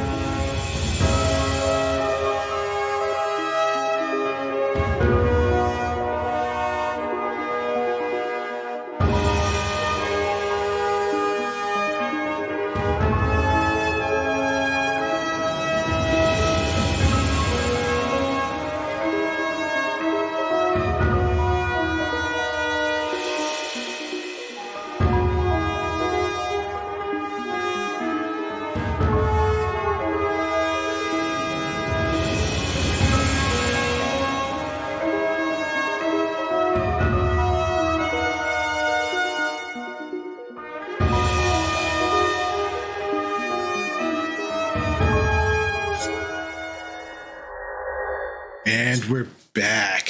So hopefully Matt will be joining us soon. If not, no biggie. We'll do our best as we can. As I said, things happen. So life happens. So we just kind of move on as best we can. All right. So you are currently at the bottom of the shrine to Sune, where you have found Silvari, who apparently is not what you were expecting, as this somewhat tall, kind of greenish skinned individual with snakes for hair, and now currently blindfolded. You just watch as she's just on her knees on the ground, kind of sobbing, asking you all for help.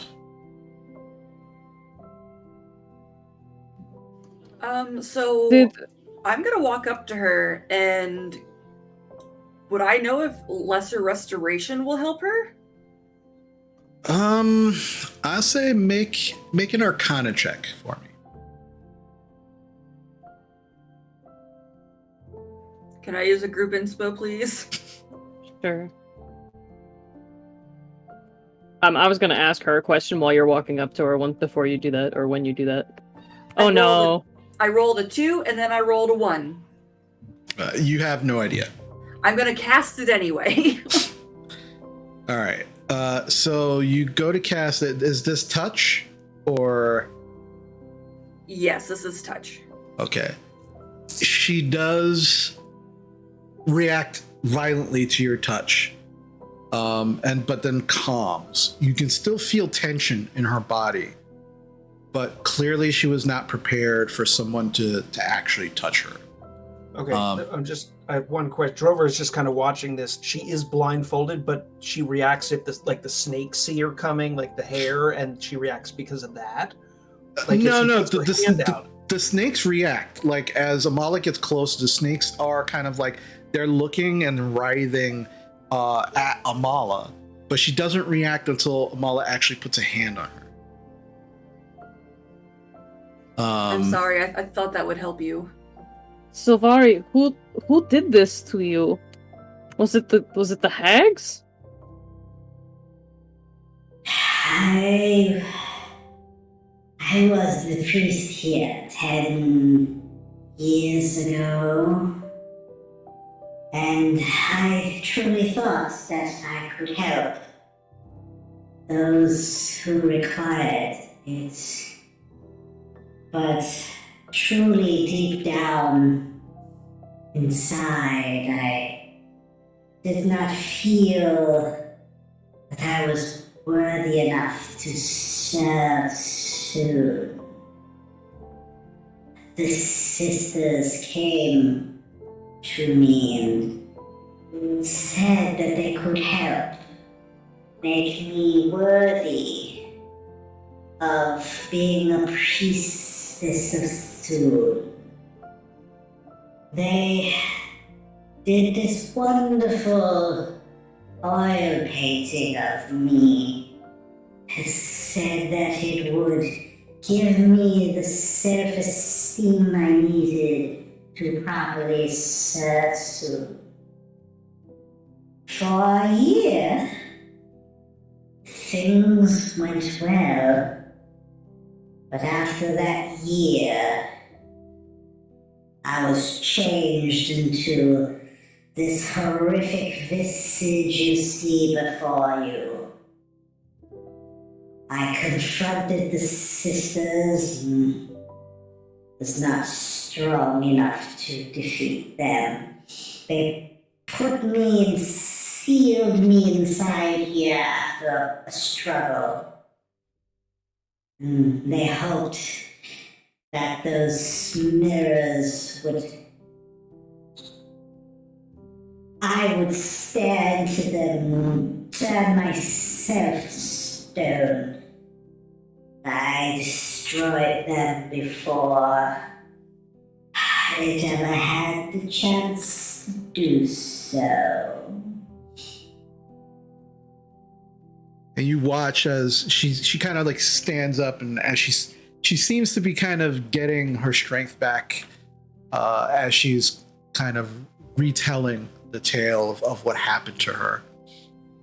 I will pass Basha 2 good berries so that she can present them to this lady. Asha will take them, and she'll have been moving probably closer to Sylvari during this whole thing. And so once she's within distance, she'll be like, I'm reaching out, I have food. She immediately holds her hand out. Yeah, and I give her the good berries and place it very gently, like in her palm. Like I turn her palm over and place it in her palm. Yeah, and you can see as you kind of touch her hand, like it's very lightly there, but her skin is scaly, and it's like you can see the scales. Some of it is flaking off. It's kind of grayish green. And as you place the good berries in her hand, she immediately snatches it and shoves them into her mouth. And you watch as a moment goes by, and then she just kind of like stops for a moment. I have not had good berries in such a long time. Thank you. You are most welcome. I am so sorry and horrified that these women, the hags, did this to you. Would us killing the hags reverse this? Does anyone know? I mean, we should kill them anyway because they can't be allowed to live. That's just, I mean, yes, but my Yes. college would not like that. They must be destroyed. The temple must be cleansed. I mean, Basha, if they have the painting, you might be able to reverse the magic. You're a very powerful witch. I mean, reverse it, or maybe if the painting is destroyed, she would be better? I don't know how that works. I have to think about that, but yes. can you ask Jan? Jan? Book? Oh! Yes? Do we know if we destroy a magical painting that was made of someone, if it will, like, kill that person because it's connected, or is there a way to, like, reverse the magic on this painting? Well, Basha, and I do apologize to keep reminding you of this, but I am a book.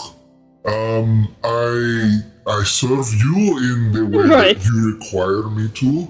I can help when you cast spells from me, but I don't have a lot of knowledge to share with you that you don't already know. That's fair. I will just search my own brain for this information. I'm gonna Alright. roll Arcana, I guess. I don't know. I'm very sorry. It's fine. It's fair. I should have remembered. That's a 23 Arcana, though. Without knowing, like, if the painting itself is a thing, is magical, or if it's, you know, the magic from the hags doing it, like, you need more information. But clearly, like, the hags and the paintings are definitely something. Like, they definitely have something to do with her transformation. They're connected. But you don't have enough information to figure out how to reverse it, if at all. All right, look, we get rid of the hags, we kill the hags, and then if that doesn't fix it, we take the painting to more skilled magic users than me, maybe back to Candlekeep, and maybe they can figure out how to reverse the curse or whatever it is on Sylvari and fix her. But I don't want to risk like destroying it or doing something to the painting that then might hurt her. You know. In a flash, Basha. And Amala, because she's standing right in front of you, you just watch as she just goes right up to Basha, like just like moves very quickly, like you almost didn't even see it, and she grabs both of your arms, Basha, and one of her hands goes up to your face, and she begins kind of like touching your face, and very, very lightly. You can help me. I feel this. You must help me. You, please. I can offer you a boon, but you must kill them. You must cleanse the temple. Please help me, please. Yes, we will help. We will help the temple and you. From the top of the stairs. There's still the option of me asking the hags on how to fix this. Yeah, they're just going to trick you, because much like they tricked her, after a year of actual help, then it all backfired. It's always tricky. Not if I trick them first. Can I make an No, okay, there's a possibility here. What if he keeps... I mean, we're probably going to have to poke around in that tower to find out, where the painting is and all that, but if they're really... I mean, it seems like they're luring a lot of other folks in. They've been talking about magical treatments that hairless dwarf was talking about, right? Maybe they're doing something similar for other folks that come in here. They offer their services, but there's, a little hidden price. Yeah. But they might brag about it to someone who really is, like, in their sales pitch. If Vincent's like insecure, it says he's insecure and wants help, they might tell him something. That's fair. I mean, we could do that. I just think I know that my college would say, and I agree, that they should not be allowed to exist. Yeah. Oh, I agree, but we can pump them for information before we blow them up. Okay. And I think they'd be more willing to talk to someone of their own ilk than they would someone who needs help. Someone who needs help, they'd lord over. Someone of their own ilk, they'd, maybe we could compare notes. Are you of their ilk, Vincent? Should I be worried? I mean, I was. Alright. I just worry that if you put on that you're onto them, even though you're sharing that you are, like, you're wink in on it, they might take you as a threat because you've assessed their secret. Look, we all take each other as threats in my line of work. But when villains fight each other, heroes win. Okay. Also, DM, can I make an insight check on Sylvari to see if she's telling the truth? Sure. She seems desperate, and I want to make sure that this is actually her. Sure, no problem. Make an insight check. Can I use that group inspo if we have one? I think so. That is what I wanted to do.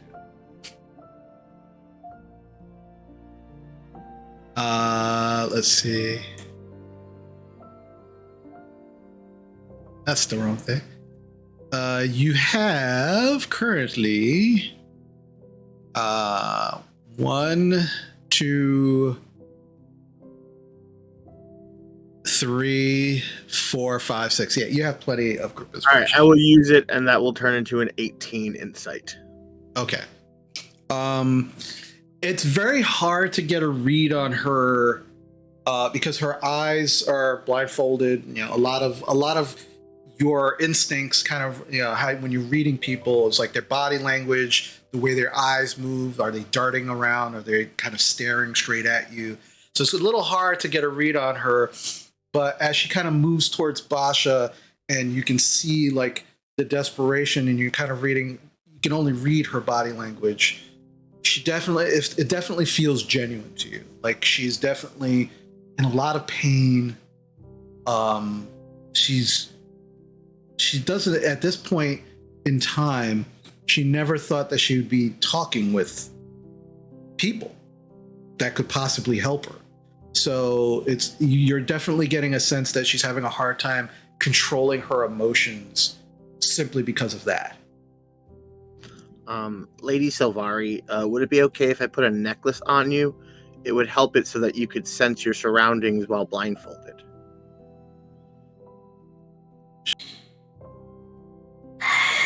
Do not give me anything, please. I know you probably mean well. I just don't want to take anything from anyone. I mean, you were going to take it. I figured you were going to help us fight these hags, so it would help you. No, I must not leave here until the curse is broken. I am having a hard enough time controlling my urges to kill all of you right now. We should go. Be safe. We should go then. We'll go take care of this. Yep, we're gonna go. I will leave you one more good berry in case you get hungry later, and I'll put another one in her hand. Remember, you're going to be super full from eating those two. It's a doozy. I've heard of someone who's eaten 3 and they just vomited everywhere. It was really bad. But that should hold you over. I don't want to be eaten. And Corporal slowly starts crawling away. Yeah, she takes the good berry, and then you just watch as she kind of like slips it into like a very ratty old leather belt that she's wearing. She just kind of like puts it somewhere inside the belt. And Mala will eventually bring up the rear of the group as everyone leaves. Time to go. Please kill them. Come back when the deed is done. And you all kind of emerge from the bottom of the temple, and you are now currently back in the shrine proper. All right, well, we know what we have to do now.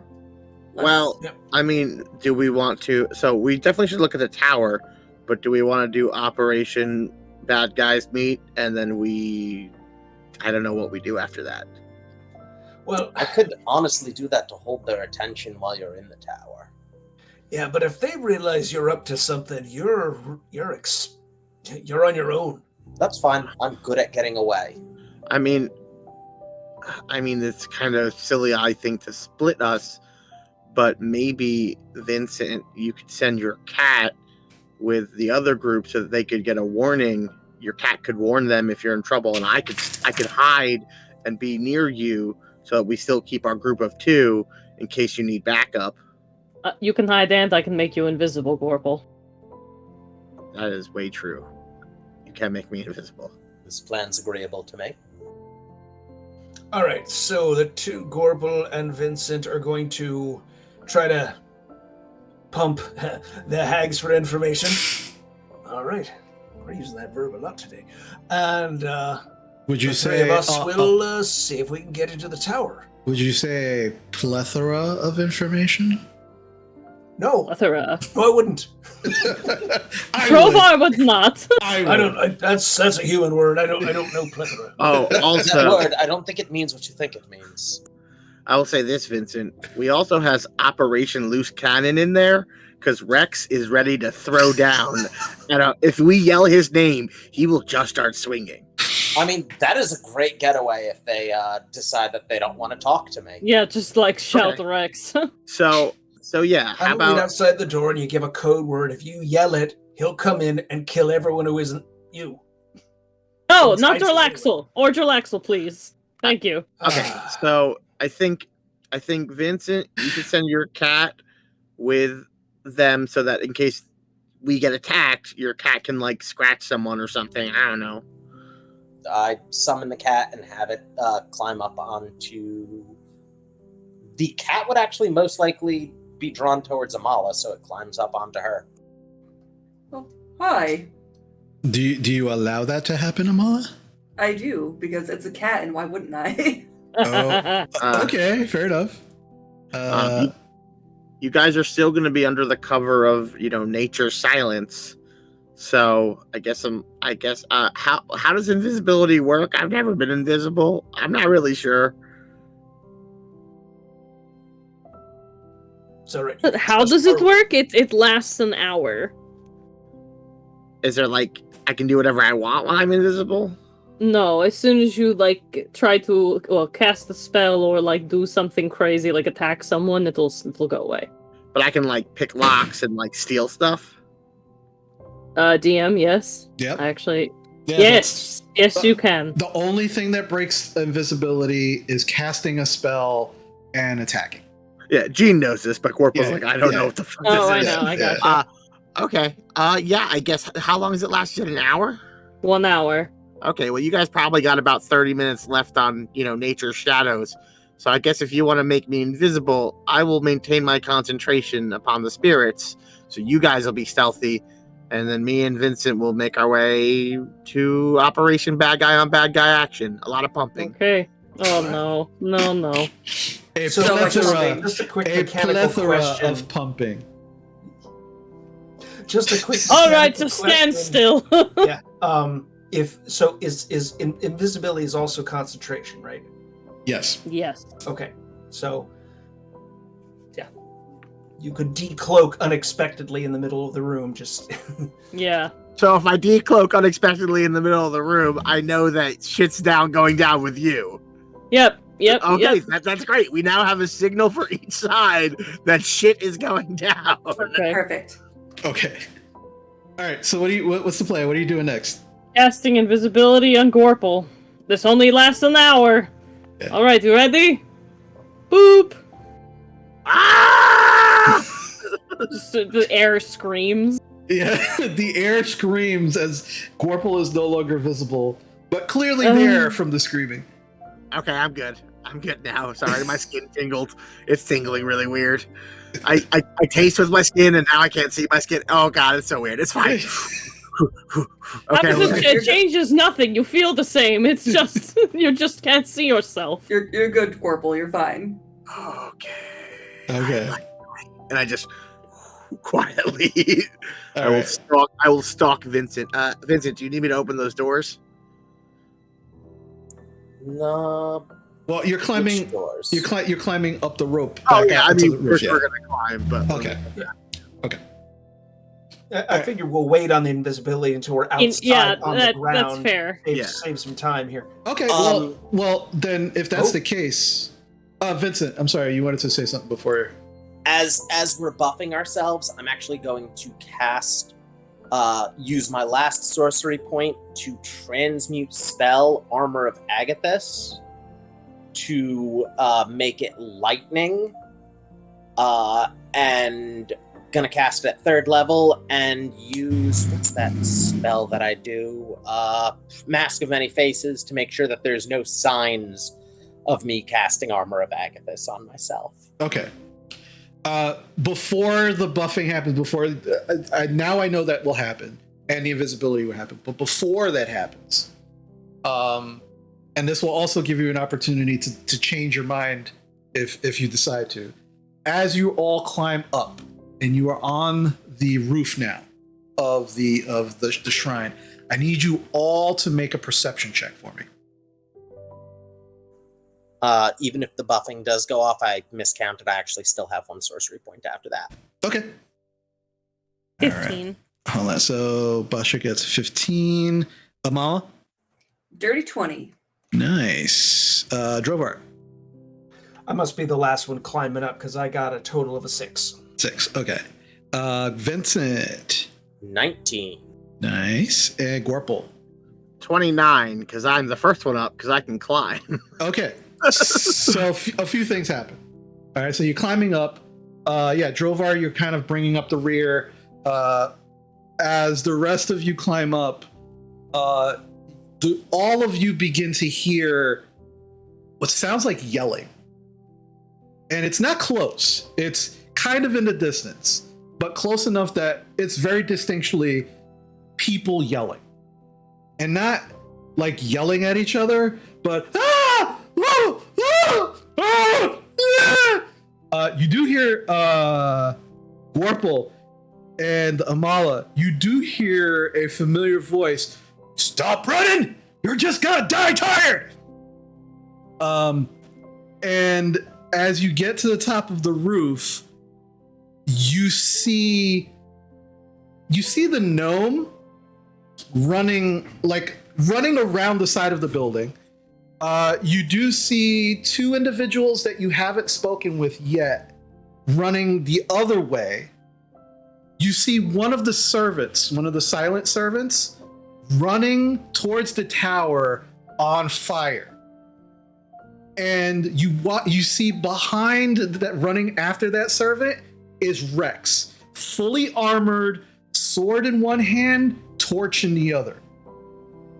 Following behind Rex is Saeth, the maitre d' of the temple, who is like, stop! What are you doing? Are you fucking insane? And you watch as Rex catches up to the servant and clubs them over the head with the torch and begins just beating them with the torch while it's on fire, while they are on fire. There is this black smoke coming from the servant. The servant is screaming, but no sound is coming out. It is just the mouth of horror, eyes wide open, as this servant is just engulfed in flames, and it's just like Jesus. And Rex is just beating the hell out of the servant. Like, the servant made it just to the door of the tower, and is now on the ground, like trying to stop Rex, like holding hands up, and Rex is just beating the fucking snot out of the servant. When it looks like the torch goes out, as soon as he hits the servant, the torch relights, and from the servant being on fire. The servant is very engulfed in flames, like more so than a person People don't should burn be. like that. Right. Yeah. I'm gonna take aim at CF. Yeah, and Seath right now is like just about to come up to Rex. I turn to the rest. All right, two options. Either fucking Rex is a sacrificial pawn and we still go with the current plan, or we break bad right now. Somebody make a decision. Bad. I mean, Rex I is take 2 shots at CF. There we go. All right. We unleashed poor Rex on these folks. You know, he's gonna kill people. Yeah, let's help him. That boy Let's needs just go help. for it. Also, DM, All right. I have one request. Instead of a sword, can you have a pitchfork instead? Sure. We'll say for whatever reason, Rex is holding a pitchfork. That's amazing. Perfect. And a torch in the other hand. But like, he's the one clearly that was screaming, "Don't run! You're just gonna die tired." That's amazing. And it looks like there is like, you can see smoke coming from different areas of this temple. Like, when you were inside the shrine, and you were not inside the shrine for very long, all hell is breaking loose. There is screaming, there is yelling, but this is what you see currently right now. You can place yourselves. We'll say that you've seen this. And because you're on top of the tower, you definitely have on top of the roof. You definitely have a clear line of sight. You do have If he's in 150, I take shots. If he's in 660, I do it at disadvantage. Oh, you are definitely within 150. Yeah, I was like, well, I got to protect my boy because I'm the one who made him do this. So. Okay, all right. So CF is going to take some arrows from behind, maybe? All right. So take a shot at Sayeth. I mean, does he know it's coming? Like, would this technically be surprise? Because... I would say this at advantage. This is definitely like full focus, running after Rex. Like, does not really realize where you are all at. AC 22 for the first shot. That does hit. That'll be 12 magic, and I don't know if he is resistant or how poison affects him. No, he will roll a con save. That's going to be that'll be a dirty 20. Man, I rolled a fucking 8 on those. That sucks. All right, I'll take my second shot. Okay.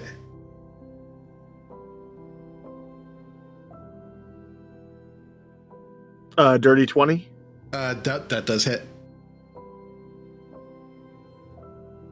Ooh, another 12 damage, and I need another con save. Okay. I go, he might be an orc. Swipe flank. You definitely hear, it's not a fucking orc. Thanks for trying, I appreciate it. Not a fucking orc. Takes the hit. Constitution. I'm going to use one of my DM inspirations to re-roll that con save. That's gonna be a 16. All right, he's good. Right. That's my surprise round of helping him. As CF takes 2 arrows to the back. Takes 2 arrows. They go through. Like, oh, what the? And just kind of turns, like towards where the arrows came from, and sees you all on the roof, and then just kind of smiles, turns around, and keeps running at Rex. I need everybody to roll initiative.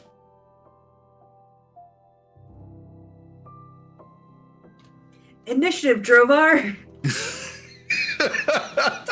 Remember that I believe I gave, who'd I give Embolden? It was Vincent, I think Drovar, and myself. Yeah. No, I was not one of them. No, then it's Amala, I think. Yeah. Because I want you to be stealthy. No, I remember. The mom and dad of this party are not having that. Yeah, we are not doing well. All right. Oh, also, Chris, can I bonus action Hunter's Mark him? If he's within 90. Unless you want me to do that on my turn. I'll say do that on your turn.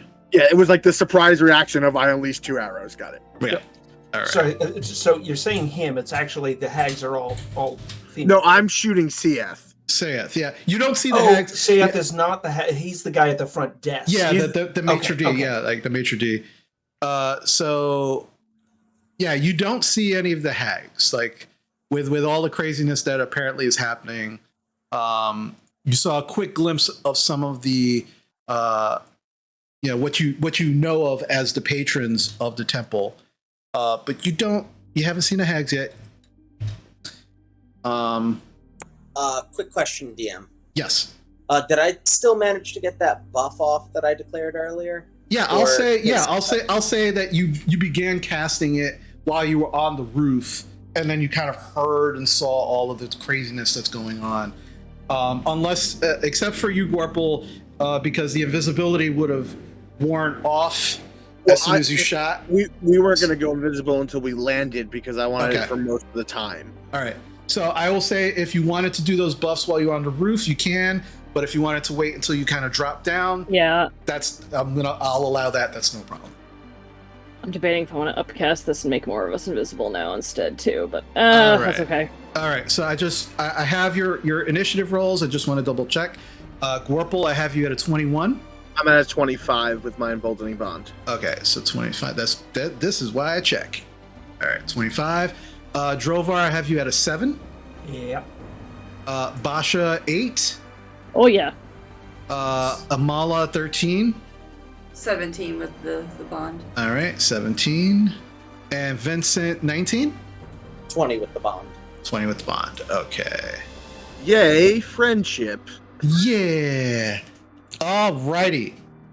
So let's get this party started. Let's do the damage Scythe took. Alrighty. And let us switch to the battle map. So everybody else can see the craziness that's happening. All right, so you are all still at the temple. Scythe is about 10 feet away from Rex at this moment. The the servant is currently on fire. I think. Hold on a second. Just because it's funny. Do I have fire? I had fire. I had fire that you could throw onto the tokens. I'm not gonna do that. I can't find it. But yeah, they're on fire. And Rex doesn't seem to care. Like, so that's what's happening right now. Top of the round is Gorple. What would you like to do, Gorple? So for the first time ever, Gorple whispers a almost like dark, guttural, like grung, like, and kind of like the tattoos and like markings that are over like teak begin to light on his face, and a symbol of a bullseye crosses over his left eye, and then CF. It kind of like flashes for a moment. I cast Hunter's Mark on CF. And then, yeah, I said I'd never take it. I lied. And I fired 2 shots. Okay. Yeah. All right, go for it. So, and yeah, also, as that symbol appears, the surrounding woods and area, noise kind of erupts into our area because past that, a trace is dropped. Yeah.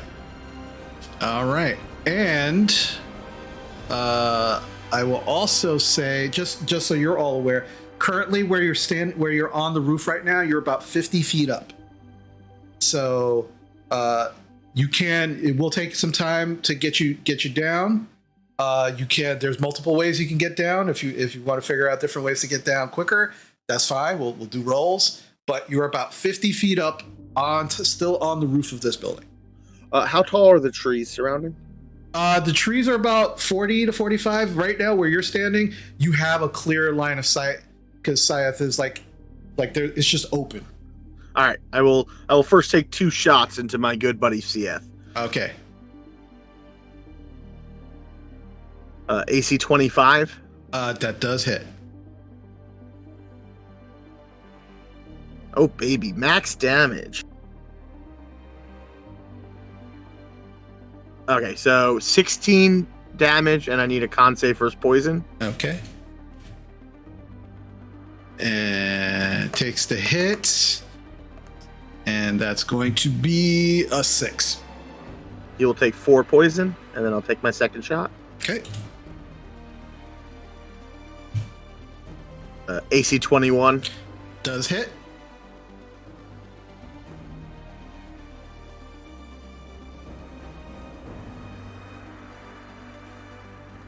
That'll be 13 more, and another con save versus poison. All right. Ooh, that's a natural 20 for 23. Cool, I'm just getting them out of the system. So I unload 2 more shots. They seem to hit around his pelvis and groin region. He's just peppered with 4 arrows, 2 in the buttocks, 2 up front now that he's turned to face us. And then Gorple runs 5 feet and leaps 25 feet over to the treetops. Okay. Because he said they're 45 feet up and we're 50 feet up. Yeah, so it's yeah. just a vertical leap of 25. Sure. You watch as those arrows hit. Scythe kind of stumbles slightly, kind of looks, nods, stops running towards Rex, reaches into a pouch, pops a cork, begins drinking. We'll take a superior healing potion. Don't you drink our loot. Don't How you dare do you? it. So that is going to be. Oh, it's not superior. It's greater. So it's 4d4 plus Better 4. have more than one. That's the bonus action. Regains 10 hit points. Looks at you, Gorple, where you are on the tree. Takes both hands, points at you, and you just watch as from each finger a ray of fire shoots out. The first one, that's going to be a 19 to hit. Big hit. And then the second one is going to be misses with a 10. All right, so the first one, you will take 6 fire damage. And the second hit that misses you hits the tree underneath you, and the tree is now on fire. I will And maintain concentration on Hunter's Mark. thank you. And with that, Syeth now is looking for cover. Yeah, is going to go 20, 25, 30, 35, 40. Faster than you thought he could move. He runs. Looks like his feet aren't really touching the ground, but runs faster than you think he could, and moves to the side of the building and disappears from sight. Not using magic to disappear from sight, but just kind of runs around the corner of the building and of the tower and is now gone. Rex is still beating the snot out of this servant. Pieces of the servant are now falling off. Without being closer, it's hard to tell exactly what's falling off, but it looks like a piece has fallen off of the servant, and Rex is like, I told you! Definitely a screw loose with this guy, but seems to be effectively stopping this servant from doing whatever the servant was doing. All right, so that was Syeth's turn. Vincent, it is now your turn. Oh, we can't hear you. How about now? There we go. So Vincent looks at the group and just simply steps off the ledge. And right before he hits the ground, I'm going to cast Misty Step to break my fall and move as a bonus action and move 30 feet. Okay. So I'm going to say, just because I'm curious, I will say roll me a wisdom check.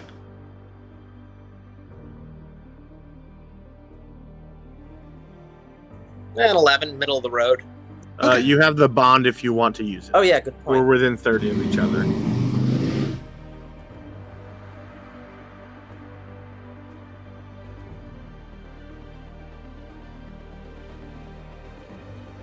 So what was it? What was that?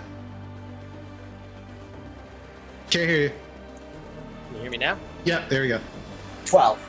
12. Okay, yeah. So without any incident, as you step off, in your mind, you felt like, oh, this is gonna be a really cool moment, and you step off, and unfortunately, your foot hits one of the loose stones, and you go, ah! And you go like stumbling, and as you almost hit the ground, you're able to cast Misty Step, which rights you as you do.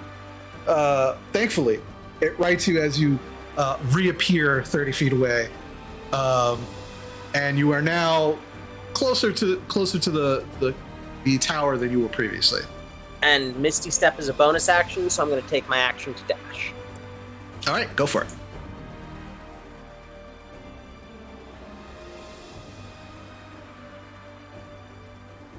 Okay. All right. Yeah, you can see that the servant's arm is completely off of the servant's body. It is on fire. And there's just like this black oily smoke coming from the arm and the servant. It's still like slightly moving, less so than you saw it previously. But it is just like, it seems like it's burning something away. And it's just like a thick black smoke. All right. With that, Amala, it is now your turn. All right. Imala's going to grab her pendant to Bahamut, say a small prayer in Draconic, and cast Bless on both Basha and Drovar. Thank you. Okay. And I'm going to use my movement to. So I do have the jumping ring. How does that work exactly? What does the ring say? You touch a creature, the creature's jump distance is tripled until the spell ends. Yeah, so it's it's essentially the jump spell from the ring. All right. So what is our base like jump speed? Just 30 feet or like 15? How does that So work? generally with a running jump, it's your strength score, but you can only actually move your full movement. So like if you have a 20 strength, since you can do 3 times, you can technically jump 60 feet if you took like a full dash action, but you could jump 30 right now because of your strength tripled. Gotcha. Okay. Well, that's an action anyway, so I'll have to do that later. Oops. But I will. Yes, thank you. But I will start to climb down the rope, and you said that's 50 feet worth of rope. Yeah, you definitely have enough rope, but you can only move as far as your speed goes. So you can make it 30 feet down the rope, but there's an extra 20 feet there if you want to, that you have to make up for. Alrighty, and since I already did an action, I can't dash, so I will just be on the rope. Okay, so you begin climbing down the rope. You're on the side of the building, almost on the ground. Not quite there, but you're almost there. Alrighty, so with that, Basha, it's now your turn. Well, after seeing Vincent do his thing, I'm like, that is a good idea. So I'm going to leap off the side, and then when I am within range of the ground, I'm going to Misty Step. Okay. I'm gonna need a wisdom check from you as well. Okay. I do that fairly well. 18. 18. Okay. Yeah. So unlike Vincent, his kind of ungraceful, almost kind of belly flap off of the roof, you thankfully are able to kind of like see where all the loose stones are, and you just kind of leap off. And as you make your way to the ground, you do the same exact thing. Where are you going to place yourself? So I can only go 30, so 8, 5, 10. Can't tell with the trees. 30 is gonna be like just right out of the tree. Yeah, right around here. It could be over here as well. I'm gonna be over there. Okay. Here. Okay. There you go. And that's me. Perfect. All right. Anything else, or that's it? No, that's all I'm gonna do for now. Okay. All right. Next up, last but not least, Drovar. All right. It's like I see everybody just like, what are you? Oh, all right. Okay. Are you gonna be normal like me and climb down Drovar? Hell no.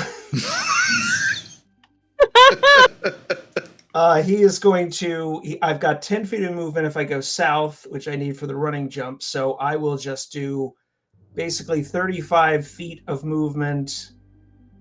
Actually, I am basically going to try to vault the trees and land in the tree there. Okay, make me. Yeah. I'm gonna leave it up to you. It's either going to be athletics or acrobatics. Totally athletics. I was like, that really wasn't a choice. You just said two words at him when you knew the answer immediately. He's leaping for like a big branch. He's basically trying to hug it as he comes down. Gotcha. All right, 24. 24, yeah. So you just and you just grab, and you do like slide slightly down, breaking a bunch of branches on your way down. But eventually you do stop, and you are about 20 feet off the ground now, as you're like halfway. But the top of this tree is sheared from just you sliding down. I just go, ah! This fucking dwarf shatters through the tree that's like 5 feet to the left of me. Yeah. Right. Okay, so that's one action. My bonus action, I will basically continue. I will spring off the tree and just move 35 feet now west. So I will. As a bonus action. As a bonus action? No, that's my move and now my regular action. Gotcha. Okay. Yes, all right. Yeah. You said bonus action. That's why I got a little confused. Yeah. Sorry. My bad. Yeah. All right. Checking. All right. So you're just gonna dash as your action. Yes. Okay. How are you extricating yourself from the 20 foot of the tree? Basically, I'm just jumping out of the tree down to the ground. If I take damage, I take damage. But Okay. I just land, I'll roll if I have to, and I'm just like, going after it. Make another athletics check for me. All right. 26. 26. Okay. You like superhero land. You do feel a little pain in your knees as you take 3 bludgeoning damage from the fall. Cool. But yeah, easy enough. You're able to take the rest of your movement without any issue. And you make your way. You're like halfway between Vincent and Basha, still watching Rex just beating the ever-loving snot out of this guy. Actually, this poor woman.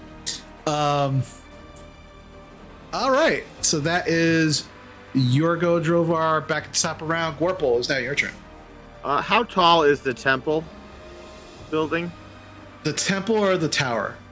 The temple that I'm like the tree, like that. The lounge that we came from initially. How tall is that? Like water? It's about from where you are. It's probably another 10 feet lower than you are. Great, that's perfect. So I'm leaping to the roof of that.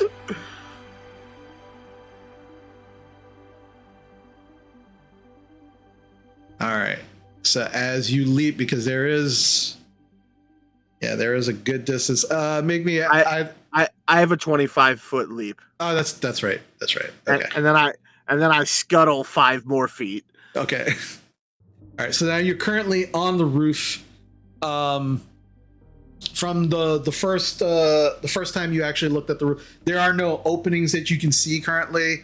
But there's definitely smoke coming from different locations. You do see smoke coming out of. Let's see. Where? I'm gonna mark where you see some smoke coming out of currently. You know what? We'll make that. Besides the servant.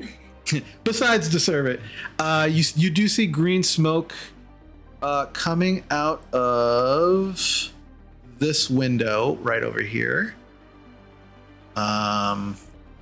There is smoke coming from this area towards where the outdoor garden was, where the fitness area, if you will. And there is definitely smoke coming somewhere from the front of the building, but you're not sure where it's coming from. I imagine with this catty corner, I don't see that guy because he ran further. You do, yeah. You still do not see him. Okay, so I will ready my action for if an opponent appears, I will shoot them with arrows. So if he pops back out to do something, he's going to get 2 arrows to the groin. Gotcha. All right, and you are still concentrating on your hunter's mark. There you go. Correct, and that also means that if it matters, I have advantage on perceiving him and tracking him because he's my quarry. Okay. So that's kind of where I'm like, I might sense if he comes around, like as I'm just waiting, this like ambush hunter. Gotcha. Okay. Alrighty. So with that, it is now Syeth's turn. All right. He's gonna do a thingy.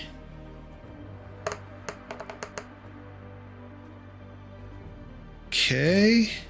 Stuff happens that none of you can see. And that's his turn. Vincent, it is now your turn. You. Hey, you muted. I'm going to move to this corner, and then hugging the wall, I'm going to pop around the corner with a firebolt readied. Do I see anything? Okay, as you turn the corner with 2 fingers pointed in your direction, you see Syeth, who is holding his action to shoot at the first thing that comes around that corner. So before yours goes off, his goes off. So the first fire ray is an 11. I don't think that hits. No, okay. And then the second one, 16. Does that hit? Can't hear you. Okay. No, it does not. 16 does not hit. Okay. All right. And as it kind of misses, he goes, well, shit. Now you can do your thing. Since I see him so close, instead of a firebolt, I'm going to take 1 step forward. Mm-hmm. And I'm going to try to make a melee spell attack. Okay.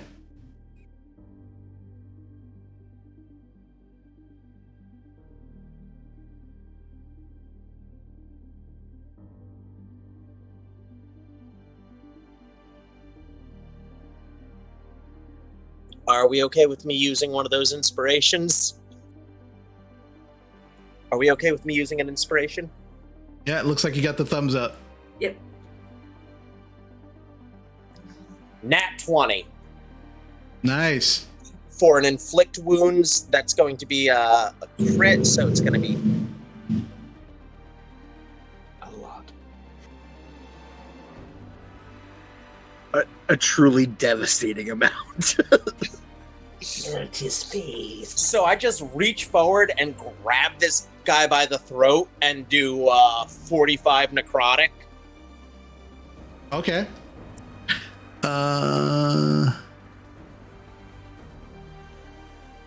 Okay. As you grab him by the throat, your hand passes through an illusion. And you feel something hot as you touch his skin. And as you're holding him and the necrotic energy is pulsing through your hands, he's just looking at you smiling. And he takes damage, but he doesn't take as much damage as you would expect. So you said 45, right? So half of that would be 22? Yes. All right. Definitely takes that damage, and then just kind of smiles, says, so we're doing this, are we? Good. Do I take any damage from grabbing that hot thing? Not yet, you don't. Unless, Okay, are you gonna still hold him, or are you gonna let go? I'm gonna still hold him because I feel he took damage from that necrotic thing, right? Oh yeah, he took that. He just didn't take as much as you thought he would. Cool. Yeah, I'm gonna still hold on to him. Okay. So just to clarify, it's not that he's not there at all. He is there. He just doesn't look.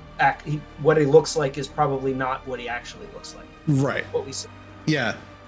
Because Vincent's fingers just disappear around the neck, and it definitely feels like skin to you, but it's hot to the touch. I need you to roll me a d20, please, Vincent.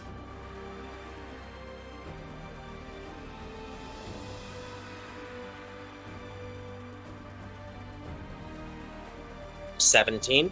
17. Okay, no problem. All right. So you're holding on to him. He's just smiling at you. The body, because of the illusion, it doesn't actually look like he's taking much damage, but you can feel like the skin convulsing under your fingers, giving you the indication that he definitely took some damage. All right. Next up, actually no. Before Amala goes, you just watch as Drovar and Basha, you see this very clearly. Rex stops beating the servant with the torch and just takes the pitchfork and then just begins stabbing repeatedly down. And as he does this, pieces begin flying off of this person that are still on fire. And Drovar, you're close enough that you can see it looks like straw. Like straw that's on fire. It's really weird. Is the figure still struggling, or it looks like it's they're barely struggling at this point. You're not sure if they're struggling or if it's like the violent attacks of Rex that are making the body move. You'd have to like get up close and see if he's literally beating a dead person or if they're actually still moving. All right, Amala, it is now your turn. All right, I'm going to take the last 20 movement to get down to the ground, and I will activate my jump ring so I can get over to my fellow people who have left me back here, climbing down this rope by myself. Bye! All Gotta right. jump on the trees. That's the fast way down. All right, so jumping through and gonna. That'll get you like right about here, All right, like 'cause- right next to Basha. Perfect. Wee. Oh, hello, friend. Hello. And that's my action. I think that's gonna be it. Let's see here real quick.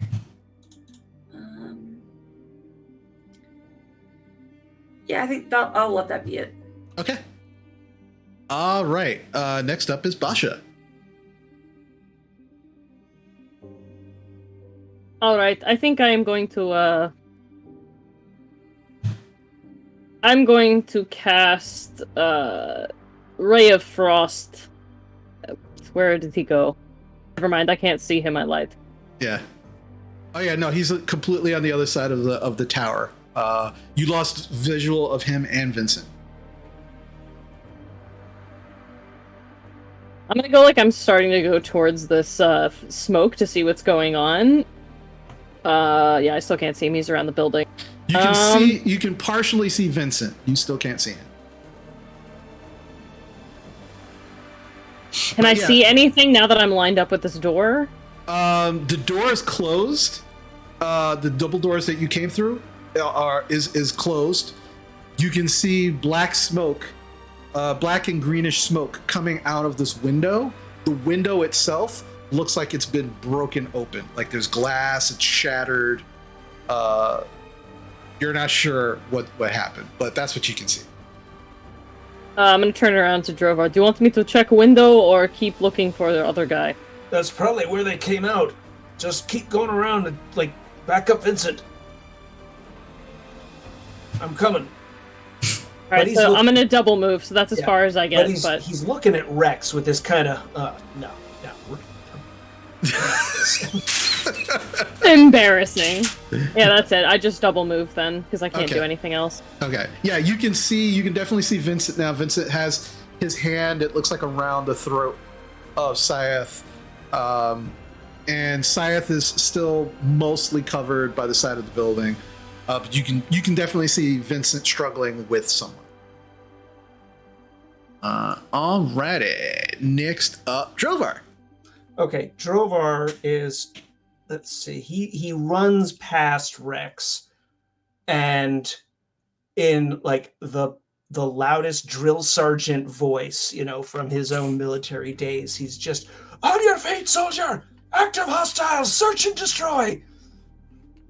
Okay, make an intimidation check for me, please. Can you get that with advantage since this guy is part of the military? That's a good point. Yes, with advantage.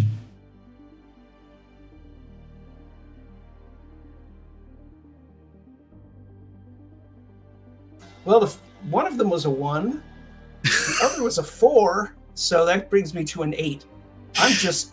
It's not the army I was in, and yeah, clearly the orders just aren't delivered quite the same way. You know what? It's not exactly that. As you are watching Rex, there's just this bloodlust in his eyes that he does not hear what's going on around him right now. He is hyper focused on destroying whatever this person is until there is nothing left. And so while your orders, if he heard them, might have been followed, completely like he's not there. I will just keep moving then to finish that action, which it puts me about there, and then my bonus like my regular action, I will keep moving because we saw Vincent go around the corner, but we don't see him really.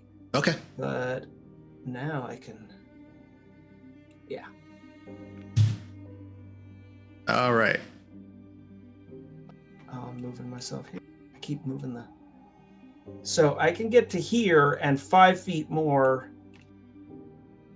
I'm going to go there. So now he's getting boxed in and we're not directly next to each other. Okay. Because he doesn't look nearly as unhappy fighting Vincent alone as this guy's got to go. Alrighty.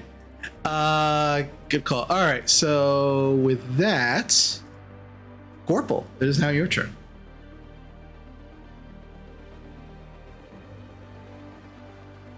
I take a mighty leap.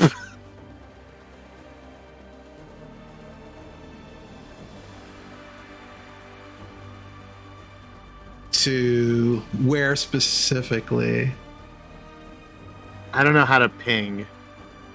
Oh, I see where you're at. Okay. And then I can move, and then I'm going to move another 5 feet along this rooftop closer. Okay. The trees are in your way. Like they are definitely. Okay. Well, if that's the case, I'll just jump to the trees 25 feet from that point that I measured. Okay. You still have some tree, depending where are you going to 5, 10. I'll just end up at the end of that line if that works out. Okay. If you can definitely do that. Syath will definitely still have some cover. From that point, you can take a shot, but his AC will definitely be increased.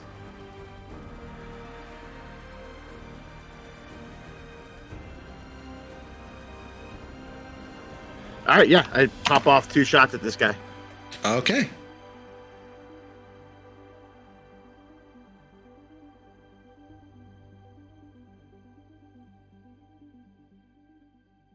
All right, so he's got 3/4 cover.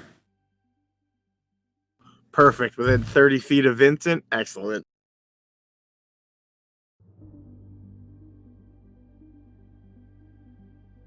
That'll be an AC 18. You catch just the edge of the building, unfortunately, and your arrow shatters. Would people let me use a group inspiration since we have a bunch?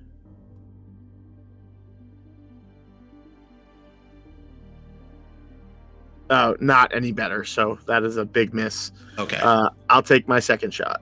All right, go for it. That's a 26. 26 does hit. All right, that'll be... How much? That'll be a total of 10, and I need a con save. First poison. So con save is going to be that's 6. That'll be 6 poison. All right. All right. So, Vincent, an arrow flies by your head, and just goes right into Saya's chest. Like, About 6 inches lower. It's closer to the pelvis. yeah. But it was aiming for the chest. Yeah. It was trying. Vincent's kind of in the way, so Groin Seeker definitely didn't want to hit your friend, because your friend's not an orc.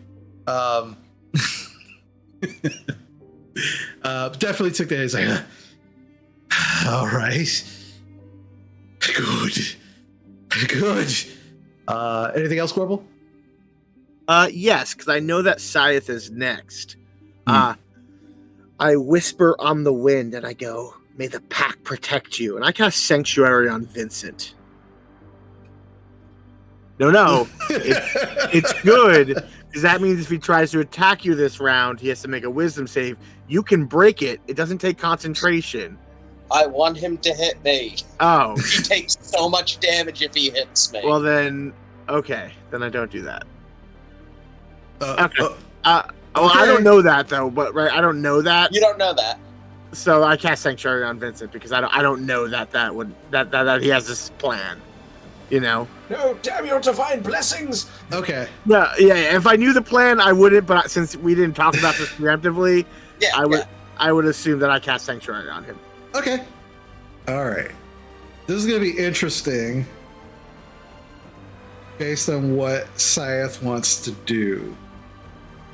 Because technically speaking, Vincent is grabbing him by the neck already. He's going to try and grapple Vincent. Like, he's going to take your arm, Vincent, that's holding his neck, and he's just going to try and grab it and grapple your arm. He's going to have to make a Wisdom save for Sanctuary to take any action that is aggressive toward Vincent. Yeah. So that's going to be... I'm going to use my last DM inspiration.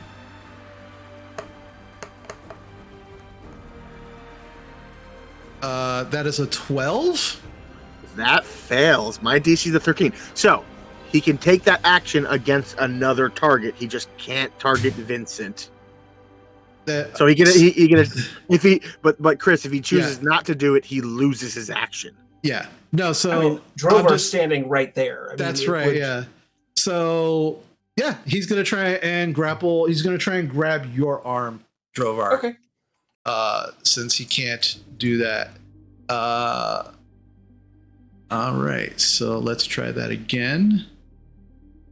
So as he tries to grab you.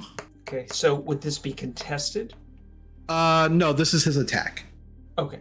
So he misses on the first time, and he's gonna try again because he's got 2 attacks. And that's going to be. Hold on a second. I just want to check something.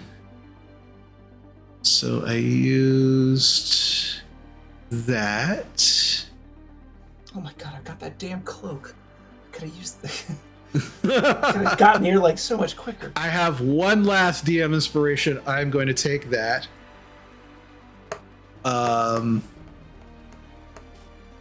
Much better. That is a dirty 20.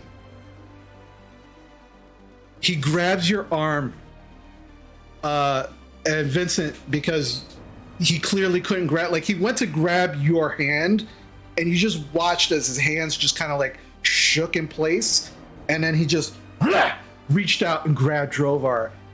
And he looks at you very confused, but then he looks at Drovar and goes, "Let's go for a little ride." And you both watch as extending from the illusion, 2 large red wings extend from his back. And he begins flying straight up, pulling you 30 feet into the air, Drovar. Okay. Does Vincent get an attack of opportunity? Because he has the sword. I don't know. Do you want to take that, Vincent? I do want to take an attack of opportunity, but I don't have a sword. Remember, I left my sword behind. Okay. So you can make a melee attack. If he's a warcaster, he can cast a spell. I'm not a If- warcaster. yeah. However, I do have daggers. Yeah, you can use a dagger. Yeah.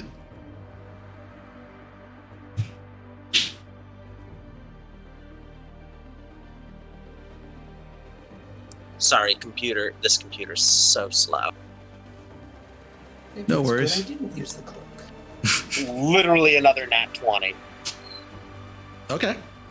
So what do you get? 26 to hit for 11 piercing damage. All right. Yeah. As he's flying up, you slice, and you definitely looks like you hit him in the leg.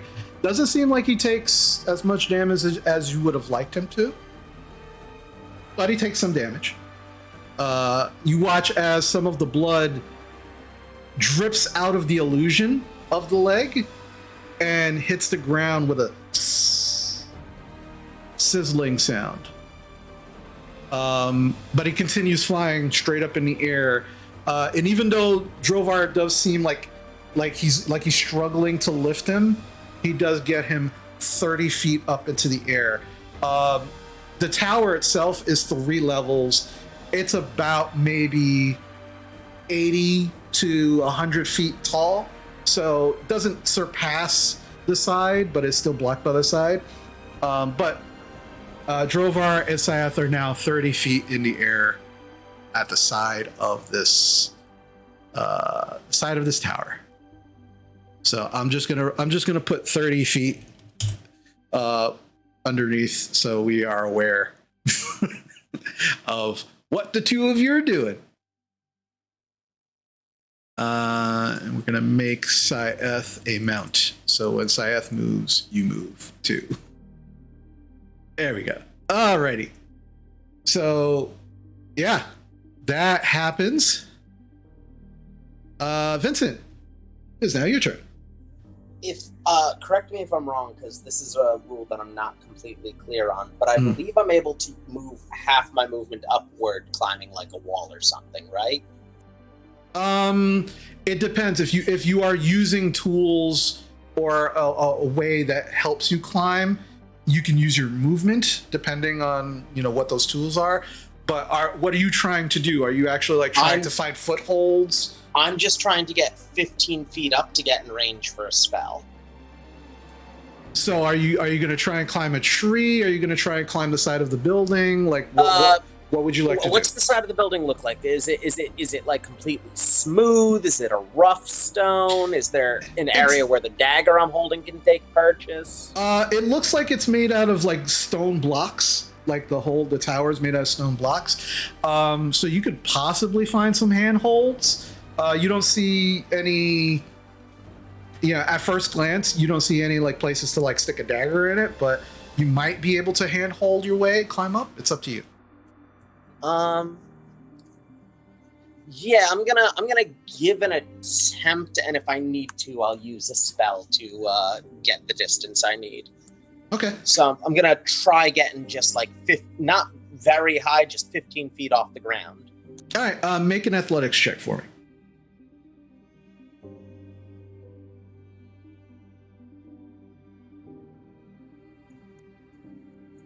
That's a 10, and then I'm gonna roll my emboldening bond.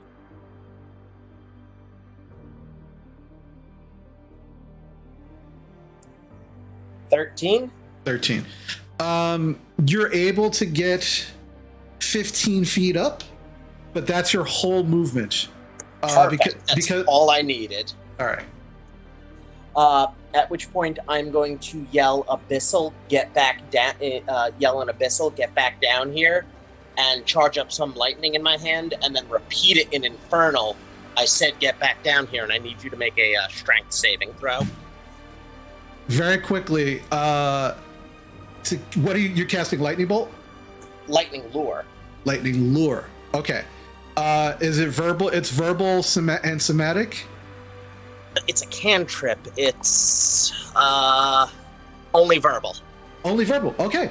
All right, good. So, because if it was somatic, you would fall. because you need both your hands to keep on this wall. So thankfully, you don't need it. And Lightning Lure does exactly what? What do a strength saving throw, you said? Yes, it's strength saving throw. All right. That's going to be a 14. Just fails. Okay. So you're going to take 11 lightning, and you're going to be pulled 10 feet straight downward. Okay. So two things happen. Takes the lightning. Doesn't seem to affect him as much as you think it would. So he'll take, you said it's 14, right? So he'll take 11. 11. So he'll take 5 of that. And as he begins getting pulled down, it's like, let's see. Yeah, he gets pulled 10 feet down. He's still 20 feet up in the air.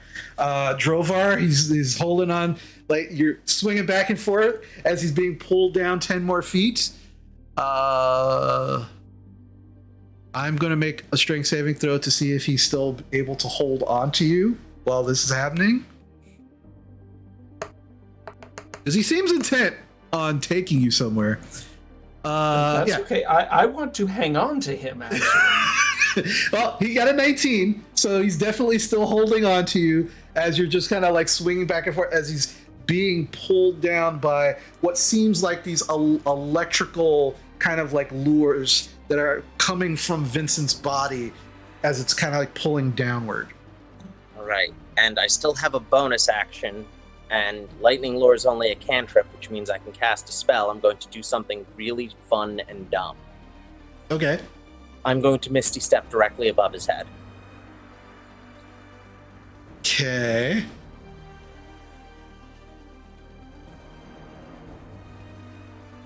DM, I don't know how that turns out, but it's the only thing I can think of to try to... Well, what are you trying to do? What are you trying to do? I am trying to Misty Step above him and grab on so they don't drag off Drovar alone. Okay. So I will say make me either an athletics or acrobatics check. This is going to determine if you're able to grab on as you're falling above. I'm going to use my last sorcery point to re-roll that. I'm going to use my 22. 22? Oh, wait. Emboldening Bond. You can only use it once per turn. So it's the good point. same Never turn. mind. So yeah, just 22. 22? Okay, yeah, that's good enough. So you Misty Step, and as you disappear in a puff of smoke and reappear above Syeth, you drop down onto Syeth, and you're actually holding onto Syeth from the front. Like the wings are still going. He's holding a Drovar with one hand, and you just watch as you just drop, and you're just like you're like right on the front of Syeth, like literally nose to nose, holding onto him. He's like, "You're a fucking maniac. I love it. You're sure you're not one of us?" All right, and that's a whole turn right there. Yes, that is. All right. So with that, Amala, it is now your turn. All right. Just a reminder to Basha and Drovar that you guys do have Bless for a D4 on top of things. Oh yeah, I'm waiting. All right, perfect. All right.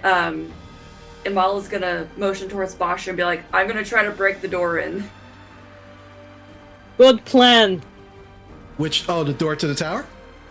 Yep, the door to the tower. I don't have any lock picking skills or anything like that, so I'm probably just gonna try to strength it open. All right. Something happens before you do that. So you can move over to the door. As you approach the door, the lion statue next to the door, you watch as the stone begins to shift and some of the stone begins to break away. And as it breaks away, this winged, horned creature made out of stone burst forth from the lion statue, who's been holding its actions this whole time, waiting for somebody to get to the door.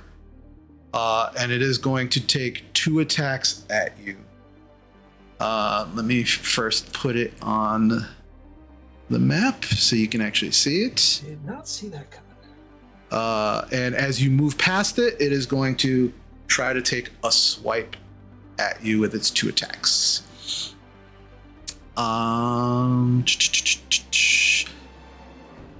Yeah, so it's gonna. The first attack is going to be a claw attack. That is going to be. I don't think that's a 14. It's not going to hit you. Well, you're not wearing. What, you're wearing your armor, but you don't have a shield. No, I still have the shield from Warple. Okay, so you still have. All right, so 14 I know doesn't hit you. It does not. It swipes at you, and you kind of block it with your shield, and then it lunges at you to bite you. That's a 23 to hit. That does hit. And that is going to be, 7 piercing damage. Alrighty. As its stone teeth kind of bite down into your arm, and as you pull back, you can see the stone teeth actually break off, and you just watch as 2 more, where the teeth broke off, 2 more teeth kind of fill into its mouth, and it's now just kind of like staring at you eerily. And you can now try to break down the door if you like. So make me an attack against the door. Alrighty. What kind of attack would, like, unarmed or? No, you just make whatever you're attacking the door with. If you're using your sword, or if you're just you remember your hands. you have a +1 longsword. So I give you Talon, or you technically have light. I have Lightbringer because I used it for light. So you have a +1 longsword. Alrighty, which I think is calculated into my stuff here, I believe. Well, do you have the sword in your inventory? Let me see. Belt, bracers, figurine, monocle, harper pin, jumping ring. Alright. I do not believe it's in there. Alright, so let's do this real quick. I'll just add a +1 onto when I roll things. Sorry, if you go to inventory and manage inventory, you can literally type in +1 longsword, add it to your inventory, equip it, and then it'll appear on your actions. Alrighty. +1 longsword. Or Talon. Talon, it might be in there. Talon also shows up? It should. 1 second. It does not show up for me. Yeah, it doesn't. Alright, yeah, just +1 longsword. That's fine.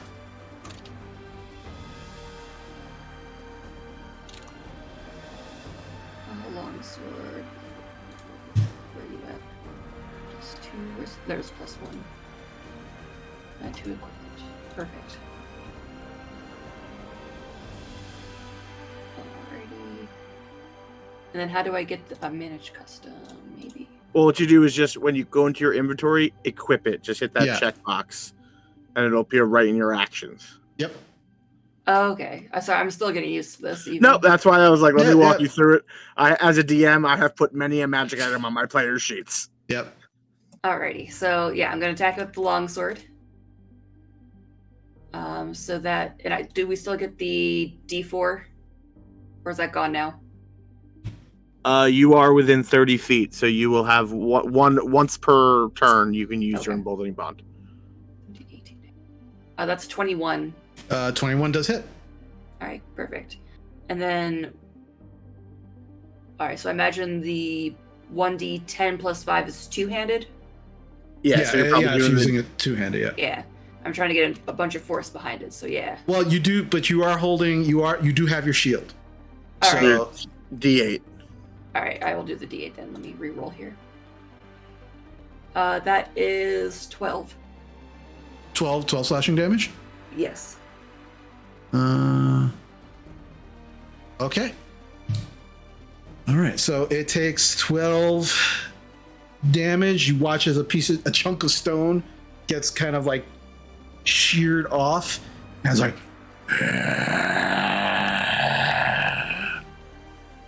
I'm going to use my extra attack and attack the door again. Oh wait, this is for the door. I'm sorry, not the gargoyle. It's still upset that you're attacking the door, but the door. I don't imagine. Yeah, the door. I don't imagine. The door is still up. It's very heavy oak, but you definitely splintered the door. All right. Does a DC 10 hit it? Yeah. Oh yeah.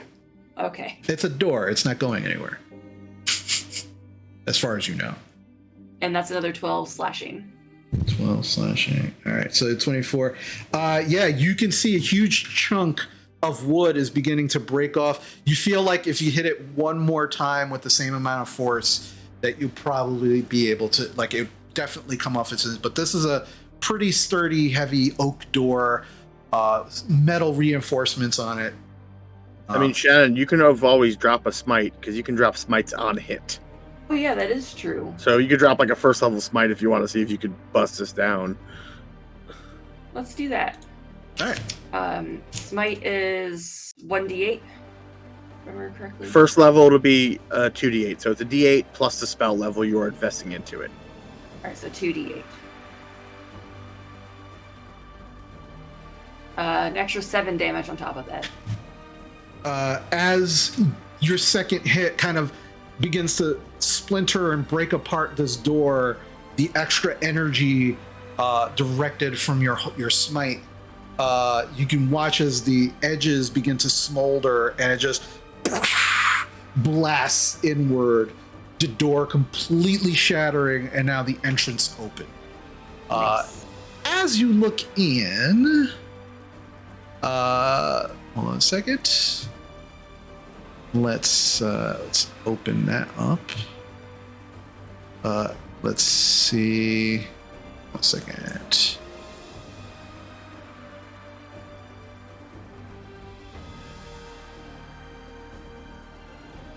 Okay. No, don't do that. No, what are you doing? There you go.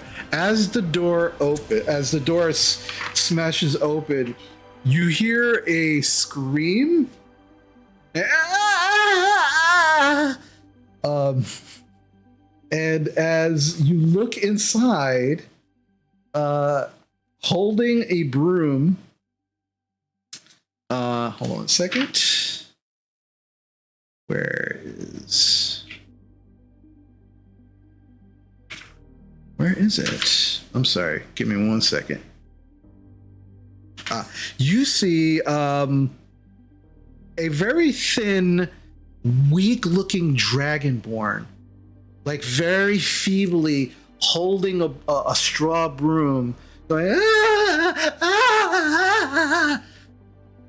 You also see there's like a spiral staircase going upward, and there are 2 doors, one directly in front of you, like maybe about 15, 20 feet inside, and then one to the right. But that's what you see as you blast open this door. Perfect. Amal's gonna look back at Rex and be like, Rex, we have an issue back here, meaning the lion coming to life. Make a persuasion check at disadvantage, because he doesn't seem like he's really paying attention to what's going on around him. 15. All right, 15. That for a moment, like, it looks like he's not paying attention to what you're saying, and then kind of like he shakes his head, and he kind of like very creepily just kind of, problem? And he sees the gargoyle. He goes, ah! And he looks like he's getting ready to run at the gargoyle when his time comes. Well, that'll deal with one of the problems. You know, if we play our cards right, it'll deal with both problems simultaneously in some sort of murder-suicide pact. Can we use our rerolls so they kill each other? Wow. Just to... Oh, yeah. All right. That's dirty. That's so dirty. I like it. Hold on a second. I am running into some issues with this map. Hold on a second. While I try to fix this. Why? There we go. There we go. Maybe? Yes, no? Why are you giving me so much crap?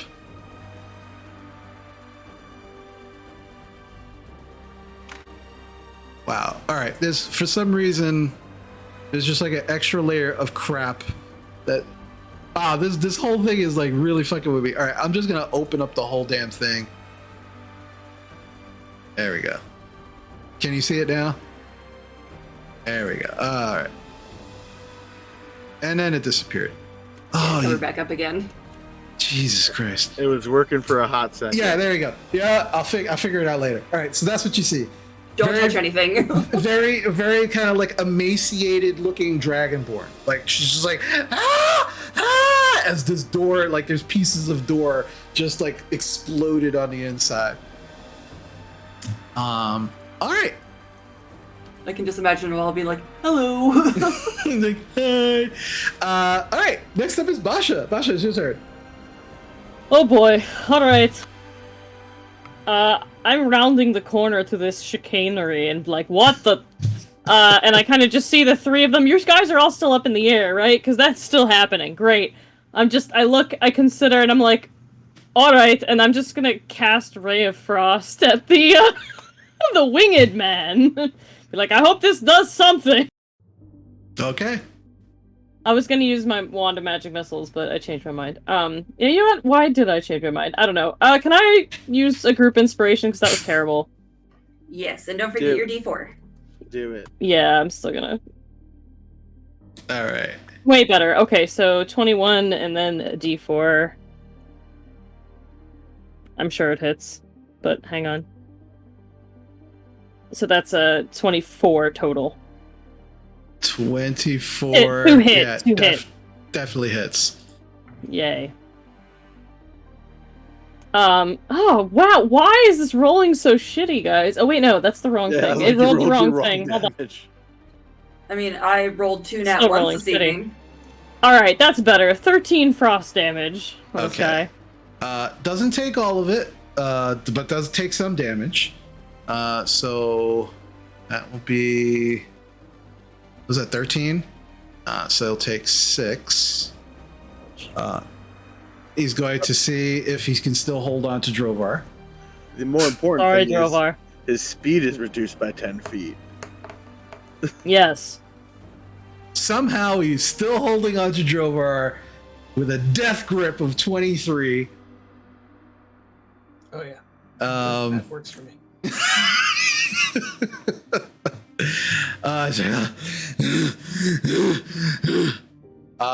Still up in the air. Anything else, Basha? No, she'll just get out her wand of magic missile, like, alright, next time it's something else, and then just kind of wait to see what happens at this point. Like, okay. Okay. All right, Basha, it's your turn. Drovar, it is now your turn. I would like to rage, finally. And I'm just hanging on one arm. I'm like, this is like, the Arnold Schwarzenegger, Carl Weathers Predator death grip on forearms, and I'm just taking the other arm with the necro knuckles, and it's just like, and I'm just like jamming them. Probably the closest spot I can hit is probably the ghoulies, and I'm just pounding away. Okay, fair enough. Yeah. Going for the ghoulies. Natural 19, that's a 28. That does hit. Okay, plus rage bonus, 11 points on that one. 11 necrotic. Yeah, the knuckles do necrotic, as you said, Right. and he's Yep. resistant to that. Alright, Now so- I'm noticing this. This is like, Yeah, so I'll take 6. good as I thought you'd be. It's like, ah! Before you take the second hit, gonna see if he's still holding on to you. Oh, Because you just punched him in the nuts, man. What do you yeah, want? fair enough. With a 7, as you slam him in the nuts, and lets go of you. I would like to hang Yeah, on. you. I mean, you do have a second attack. Yeah, so you do have a second grapple. attack if you want to try and grapple him to stay. I mean, is that a...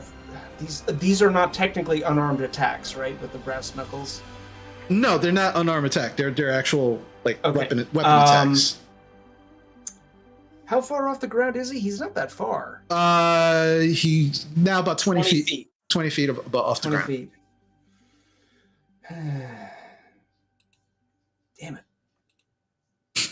They're not working as well as I should have grabbed Lightbringer or something. All right, well, that's the way it goes. I mean, to be fair, I will say this. He does have like 6 arrows hanging out of his groin and back region. Is there a way that Drovar could hang on? Because like I've been peppering this dude. I would You can love try, to you can try try. to... Yeah. Like I said, you can try and grapple him for your second attack action. That's Yeah, I'll that's just try to technically an grab. attack, I'll try yeah. to grab onto him. Okay. It's like you're going nowhere. Okay, so I have advantage on that because I'm all like mad and stuff.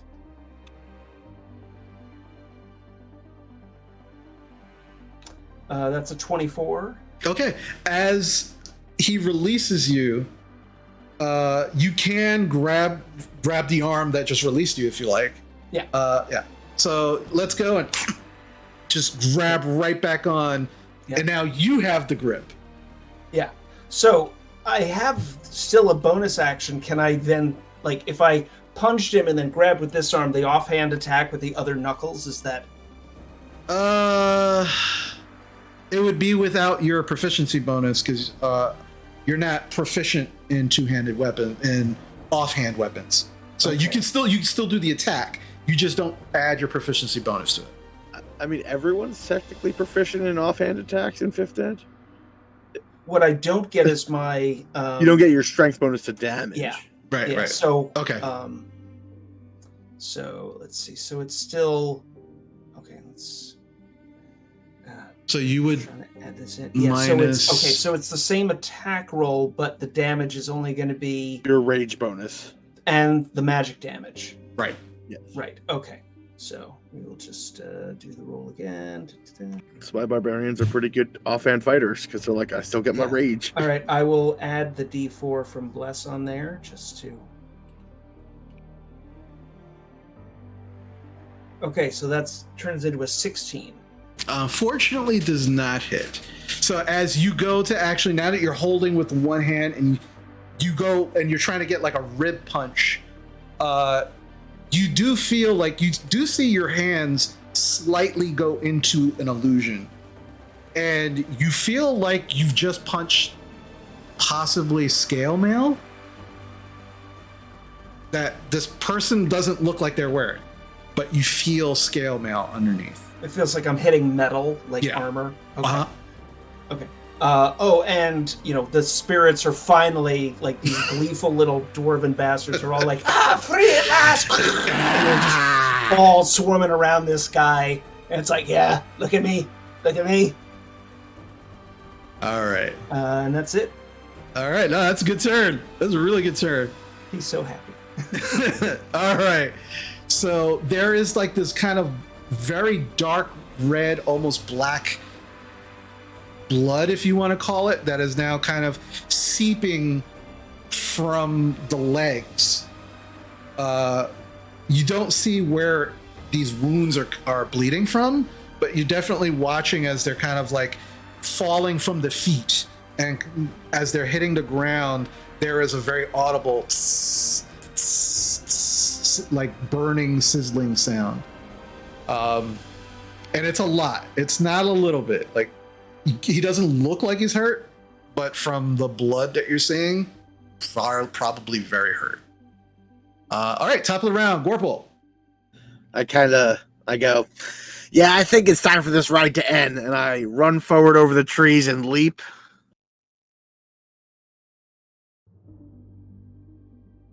At 30 feet. And then I fire 2 arrows up at this dude. All right, go for it.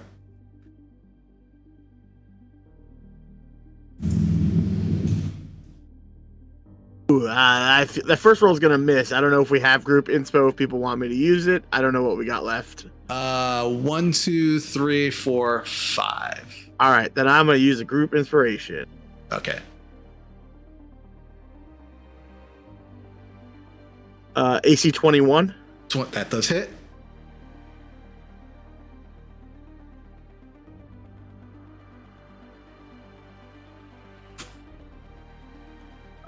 That'll be 11, and I need a con save versus poison. All right. That's gonna be a 16. He's good for that, and then I'll make right. a second attack. Yeah. So another arrow.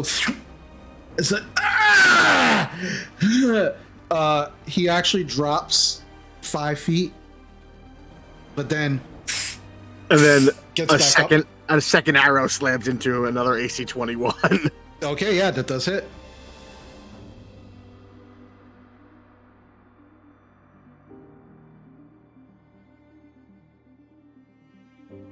That'll be 10 more damage, and I need a con save versus poison. All right, 10, and then the con save. That is a 21 for con save. All right, he's All good. Right. Okay. I need Vincent and Drovar to both make me Constitution saving throws. As you now feel this kind of blood, it is burning now.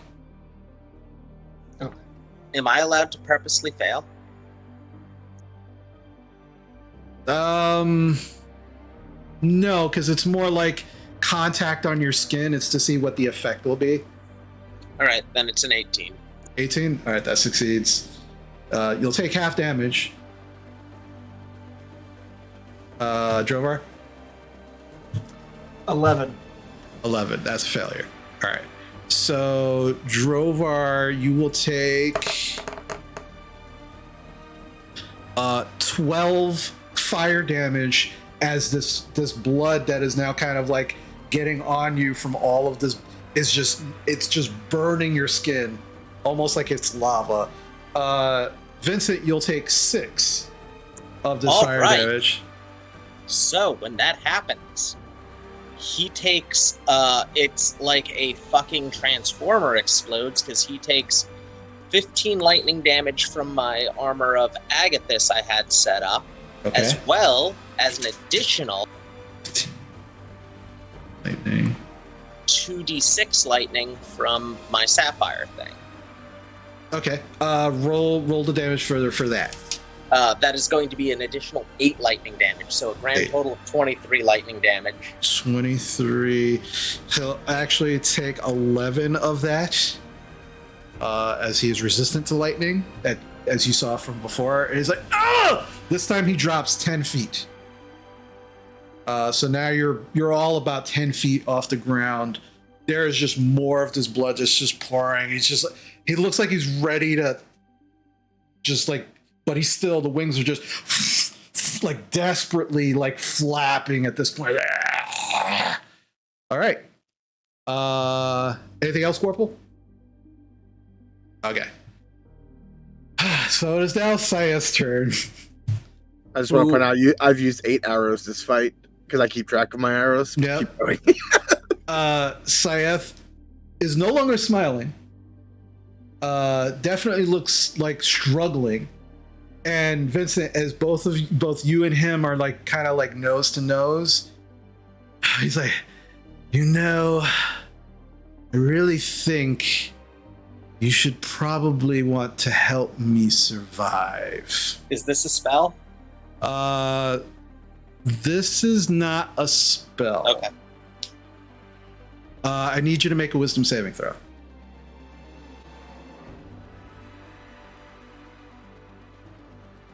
22. Okay. You feel for like a moment like you should like help Saeth. Like, you don't understand why you're hurting Saeth. Saeth has been pretty good to you guys since you got here. And then you push that thought from your mind and realize that is not your thought. So, not to be racist, but your eulogy be in abyssal or infernal. Is that racist? He just kind of looks at you. Well, I knew this was too good to be true. I think you're being very open-minded. Those, and then he just kind of looks. He looks down at you, Drovar, and he just looks at you, Vincent. And he goes, "Well, those bitches are on their own. Have fun with them." And using his innate spell casting, he is going to cast Plane Shift. Counter spell. Damn. Yeah, baby. Okay. You still have to roll for it because Blade's just a high ass spell. Yeah. So I need you to roll a. What is it? That is a Wisdom saving throw for me, please. Actually, no. I'm It's sorry. a charisma ability check. So it's gonna be charisma of D20 plus your charisma bonus. Inspiration. You also have your bond. I'm going to use that piece of inspiration. Do it. Make it cool so we kill this guy. I'm going to use my bond, and I'm going to use Favored by the Gods. Yes. Yes. So that's a total of 18. You needed a 17. So as you cast Counterspell, oh wait, before that happens, I need you to roll a d20 for me. Okay.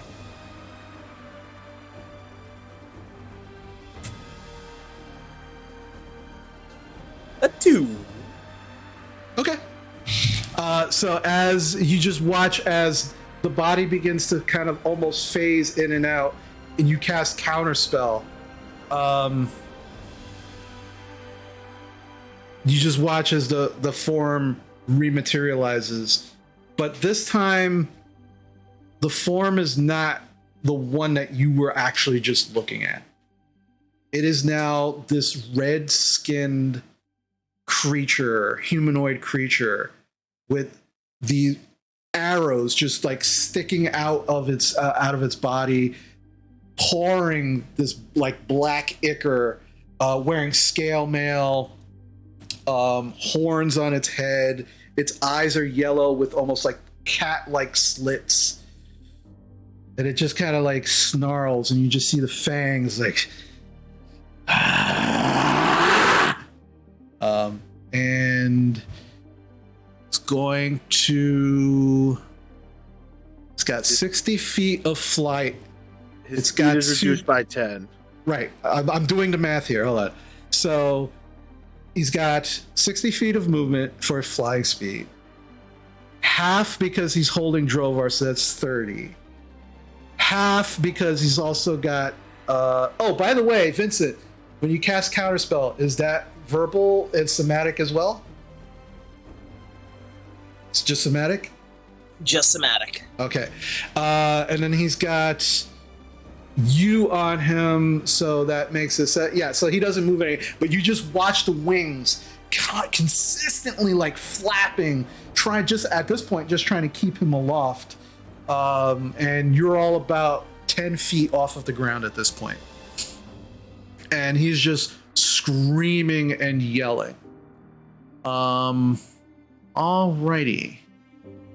So with that, we come to initiative 20. The gargoyle. Who's the gargoyle closest to? Yeah, the gargoyle is. Let's see. He's got the choice between Amala or Rex. He's gonna roll a d6. 1 to 3 is Amala. 4 to 6 is Rex. All right. So he will take a swipe at Rex. He got a 5. First one is a claw attack. Misses with a 13, and then we'll try to bite Rex. Ooh, with an 18. Rex will take 3 piercing damage. Which seems to infuriate Rex. which Rex gets bit. He's like, "Ah! What the and just like now he's like pissed that this thing just bit him. Vincent, it's now your turn. I'm going to ask you again, Abyssal or Infernal? And I'm going to actually activate my Hexblade's Curse on this guy. Okay. And then... No, I was just going to say, in response, he just spits in your face, because your face is like right there next to him. That's fine. And then another Inflict Wounds. Okay, go for it. Oh, wait. It's a new turn, so I can add my bond. Does a 17 hit? The 17 does not hit. Damn. So you kind of like, as you're holding, you're trying to get the spell to go off, and he's also desperately like trying to pull you off. So as you're holding on and the spell begins to go off, he actually pulls your wrist and the spell goes wide. All right, then. Anything else? Nope.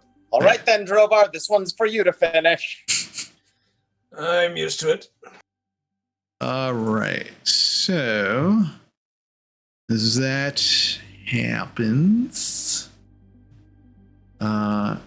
Two things happen. You hear a burst as the doors open up. The double doors specifically, the ones that you all initially came out of. And as you do, you see the three sisters opening the door along with the dog Morty. They are, let's see, it's one, there's two, there's three, and you watch as, where's Morty at? Give me Morty. Where's Morty? All right, there's a dog there. I'm not gonna go. Asha, there's a fireball-shaped problem that just appeared. Wow! Yeah, look at that. All right. All right. Where the fuck is that dog? There he is. Okay. And let's see. You watch as Green Song says, "Sicken Morty." And you watch as the dog 5, 10, 15, 20, 25. Yeah, gets to about, actually, no, right here. Looks at you and then in a 15-foot cone of fire shoots forth from Morty's mouth.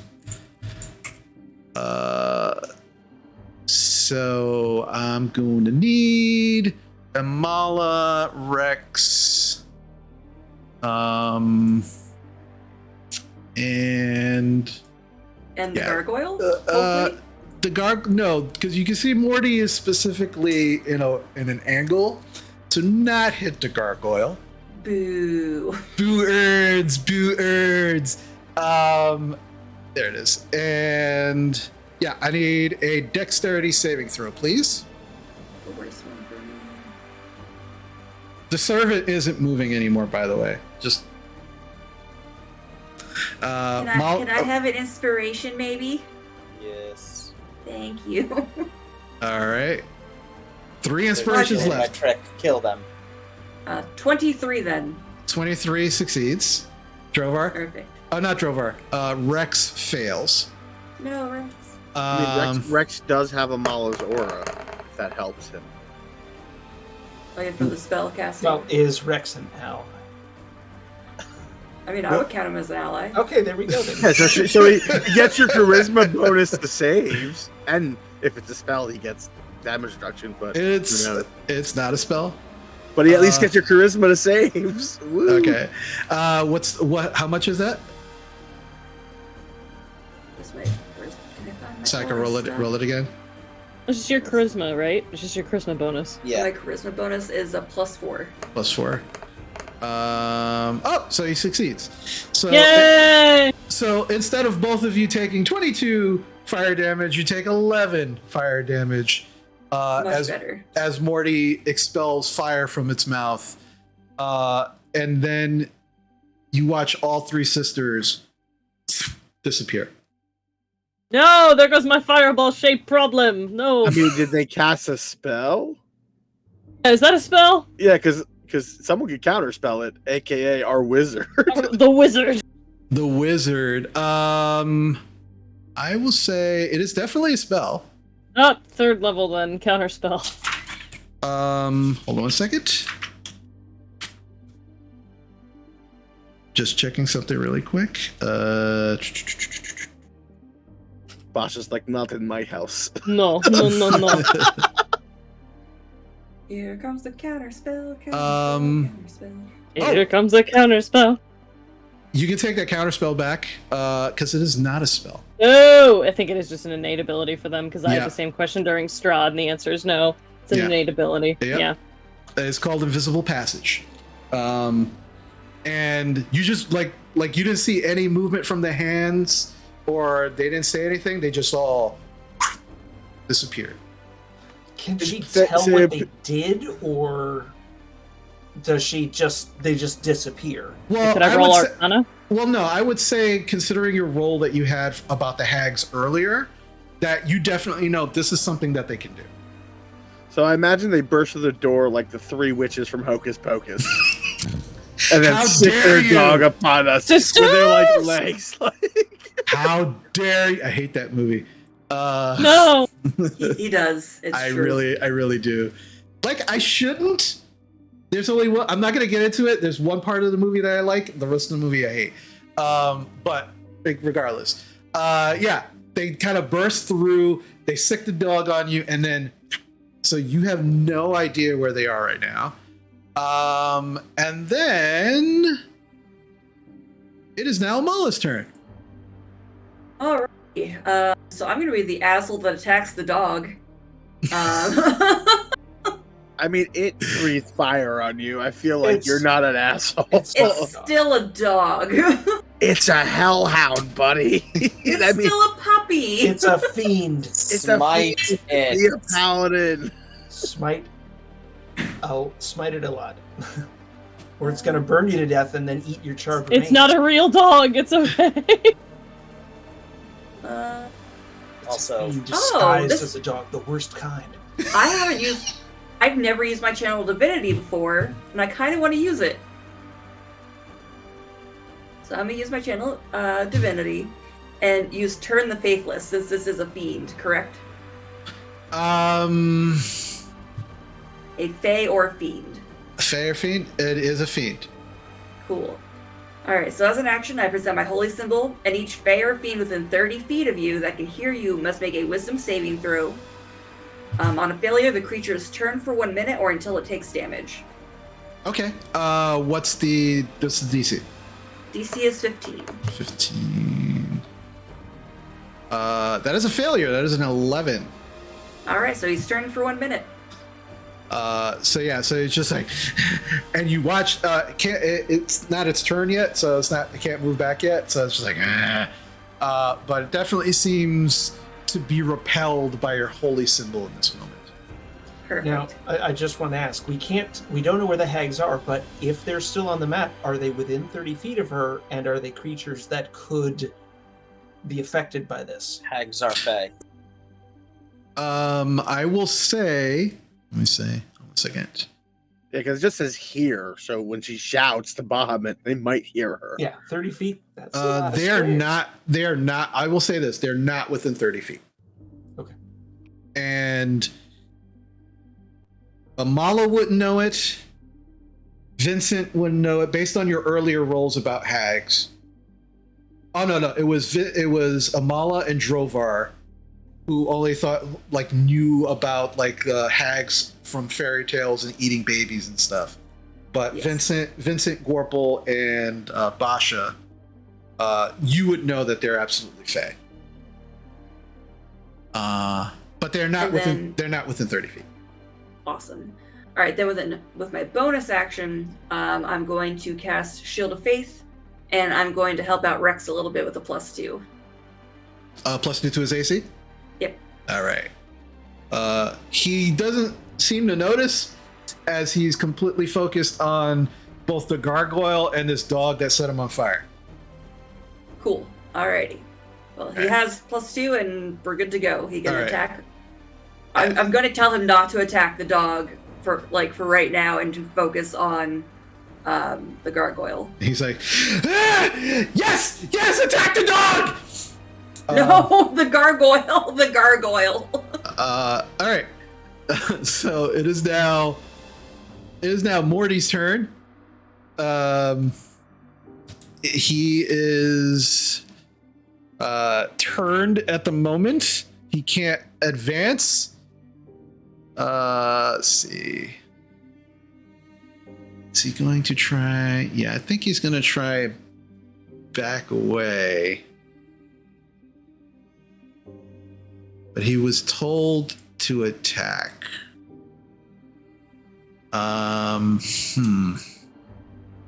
Yeah, so he's going to try and back away, which means Amala and Rex do get attacks of opportunity as he does try to back away.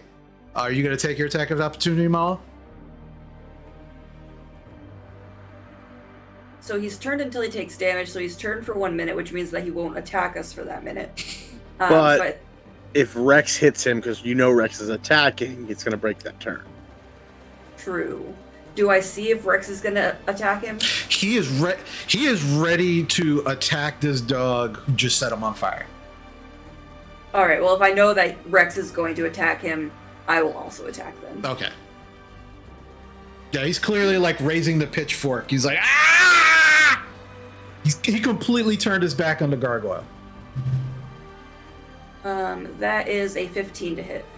And that is exactly as its AC. Yeah.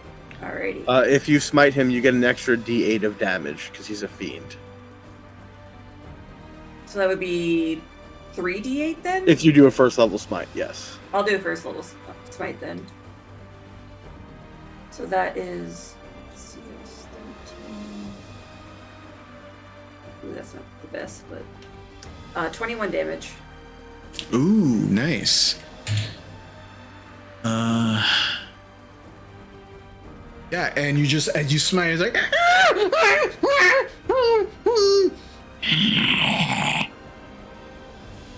It looks like it's as it's like saliva is drooling, like it looks like lava. Ugh. And it's just dropping on the ground.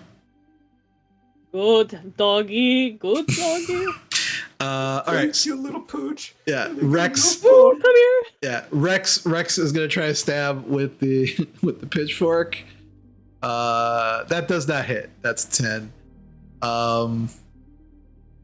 Bosch is gonna yell, just give him cheese! Dogs love cheese! And the torch is out, but he's gonna try and use it as a club. Because he does get two attacks. That still doesn't hit. Like he's just like, ah! Ah! He's like wildly swinging as the dog is moving away. The turn is now, your turn. You're the one that actually broke your turn, unfortunately. Rex, Rex did just completely whiffed on both of his attacks. My luck, if I would not have attacked, he would have hit. Just saying. I don't know, Rex seems only good for murdering animated scarecrows. Yeah. It's the price you pay for having a wild card on your team. I don't think he was properly vetted. Remember, Rex cut the brakes. He's a wild card. All right, so that was Morty's turn. Morty moves 5 feet as he gets hit. Is now just kind of turns back to you, Amala, like is going to see if his fire breath recharges. It does. And he will take another. This time the gargoyle is in the mix because of the whole shebang, but I need you and Rex and a gargoyle to make that's going to be dexterity saving throws.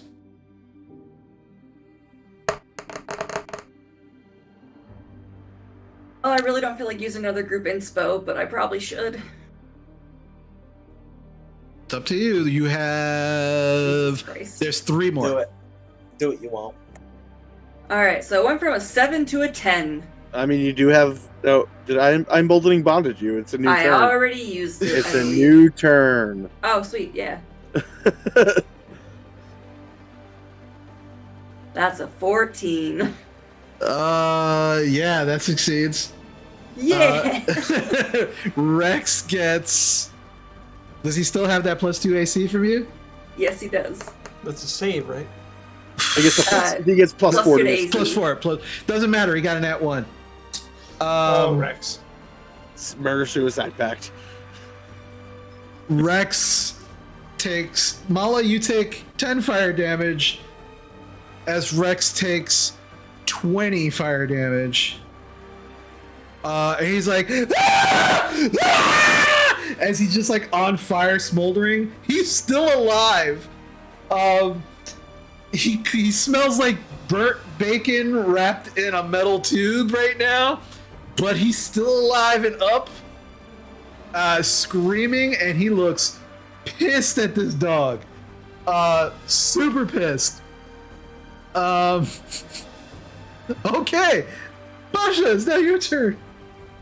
Jeez, I can't follow this up.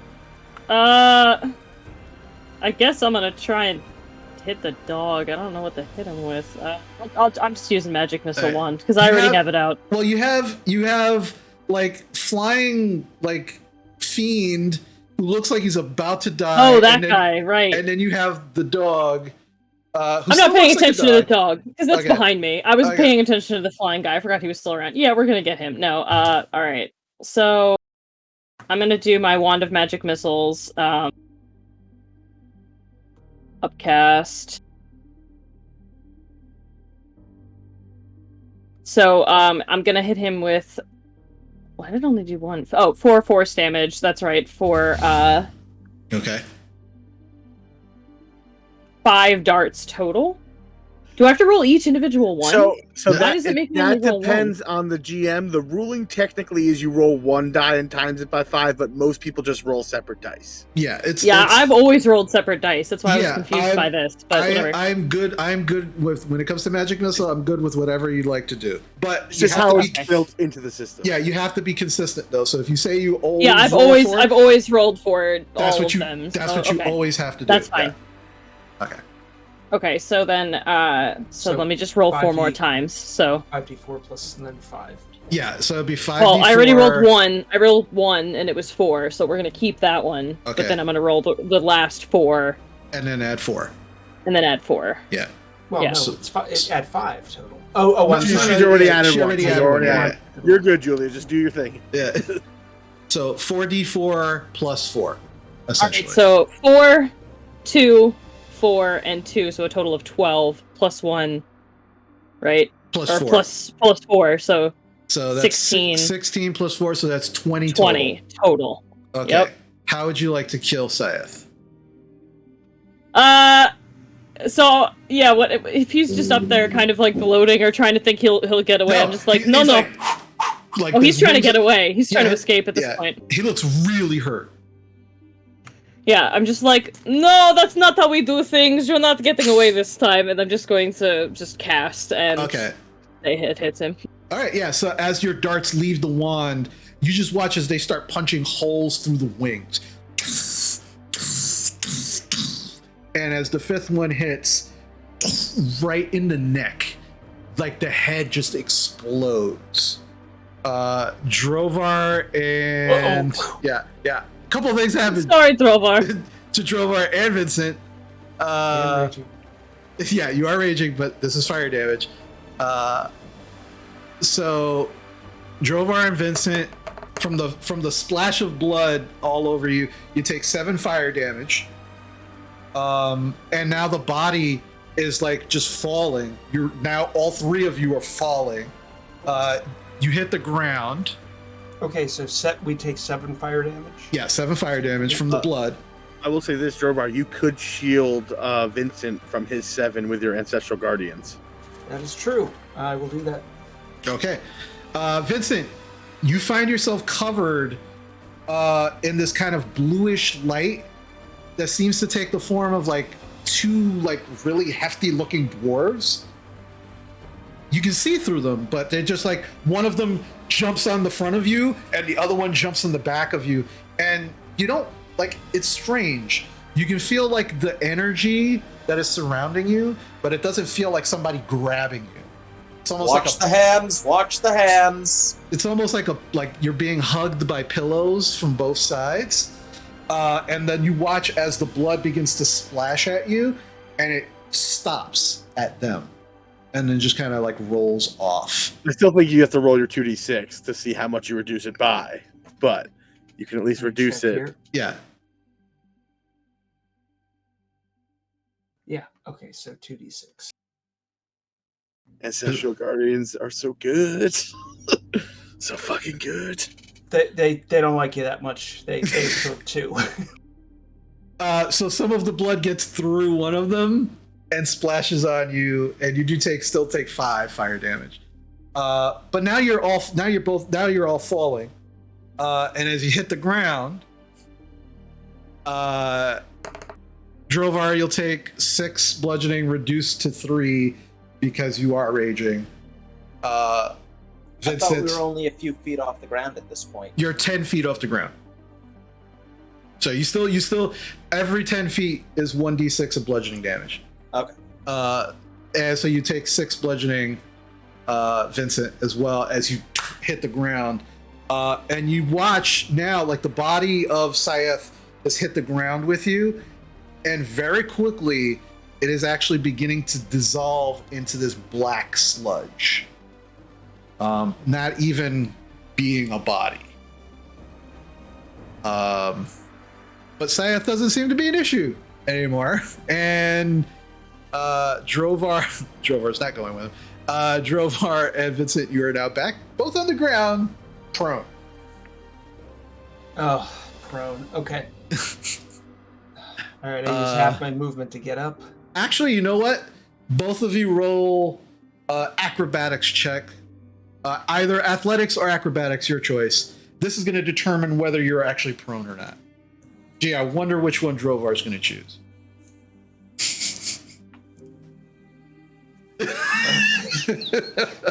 21 athletics. Okay.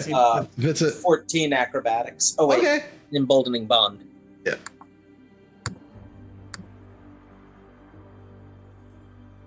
$18 acrobatics. Okay, yeah, so as you fall, you still take the damage, but you're both not prone. You both kind of like, you land. The power of friendship prevents you from rolling your ankle. Yeah. All right. Hearing shouting and yeah, whatever. I start, so I can move 7 squares. Oh no! It's not your turn yet. That was just. I thought that was Basha's go. I go after her. Well, hold on. Yeah. Oh, sorry. Yeah. No. So Basha does that. Is there anything else you want to do, Basha, before we move on to Drovar? No, that's all. You good? Okay. All right, Drovar. So there you go. Okay. So Drovar starts moving 1, 2. Thank you, mother. 3. No problem. Sorry for the fall. 5, 6, 7. Right there. So he's like looking around. He comes around the corner. He's like, Dougie! just goes straight for it. Go for it.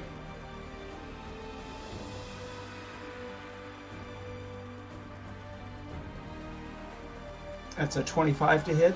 25 does hit. Dog goes. Okay, 11 points of damage. This is necrotic. Okay.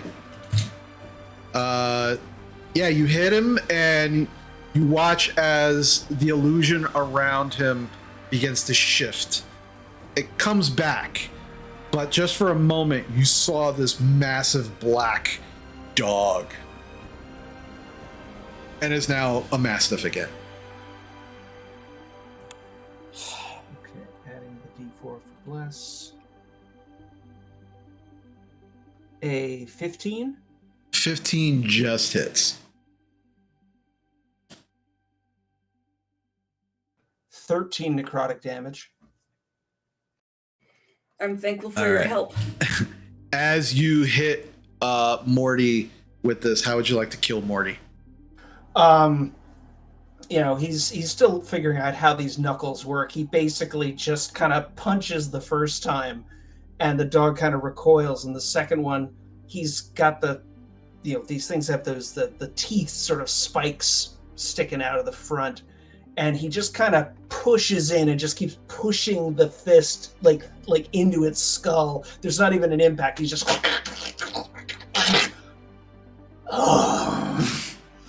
Yeah, and as the head explodes, the rest of the body follows. And the illusion completely shatters.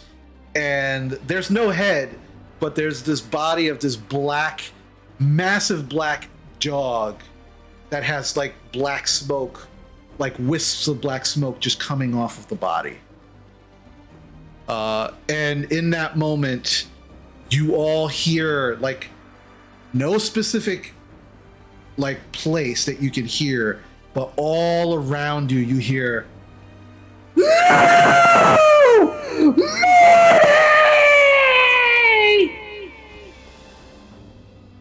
And that is where we're going to end it for the evening. Dang. I think I made her mad. Yeah, I think so, maybe. All right. You're Good still game. echoing. You're still echoing, but that's very that's very just the dramatic. voice of that God way. warning us. Yeah, it's just Good God. doubles coming next week. Yeah. All right, there we go. Sorry about that. Good game, everybody. GG's. And I'm glad that while I may be the first person to attack the dog, at least I didn't kill the dog. Yeah. I feel no guilt. It wasn't a dog. It was an evil fiend posing as one. It's My a dog. conscience is clear. True. It's a hellhound puppy. I will sleep well But tonight. if you were a native to hell, you would consider it a dog. So we're just saying for semantics. You know, semantics. Like you and Jovar don't consider it Like, a dog. even if it drooled lava, it was still a puppy dog. By hell standards. Yeah, I mean, you know, a fiendish dog, but yeah, a dog True. nonetheless. All right, so it's really late. I'm sorry I kept you guys all so late. I wanted to finish out on even though when we start next week, we're going to be right in initiative, right where we are.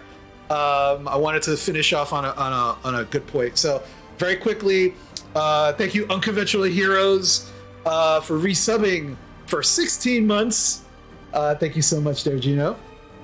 And thank you to all of you who have been watching the craziness that's been ensuing with this hag battle that we haven't actually really gotten into. It's just sort of the appetizer before the actual hag battle. So we'll see what happens. It's the appetizer and Vincent's already spent. Dude, like between you and Gorple, like you got Scythe down fast. Like if it wasn't for you two, like he would probably still be a problem for next week. He had to drink a greater healing potion at the start of his first turn in combat. Yeah, like you two really, like you two wore him down fast. Trust me when I say Hunter's Mark is one hell of a drug. I feel like a fool for not taking it. Oh my god, so good. And thank you for the help, Drovar. Otherwise, I would have died and caught on fire like our friend Rex. Rex looks fucked up. Poor Rex. You don't know Rex. He might not be poor Rex. You know, like you don't Fair. know. What, he got ordered. We don't know what he did to get here. Yeah, he got ordered to come to a Temple of Sune.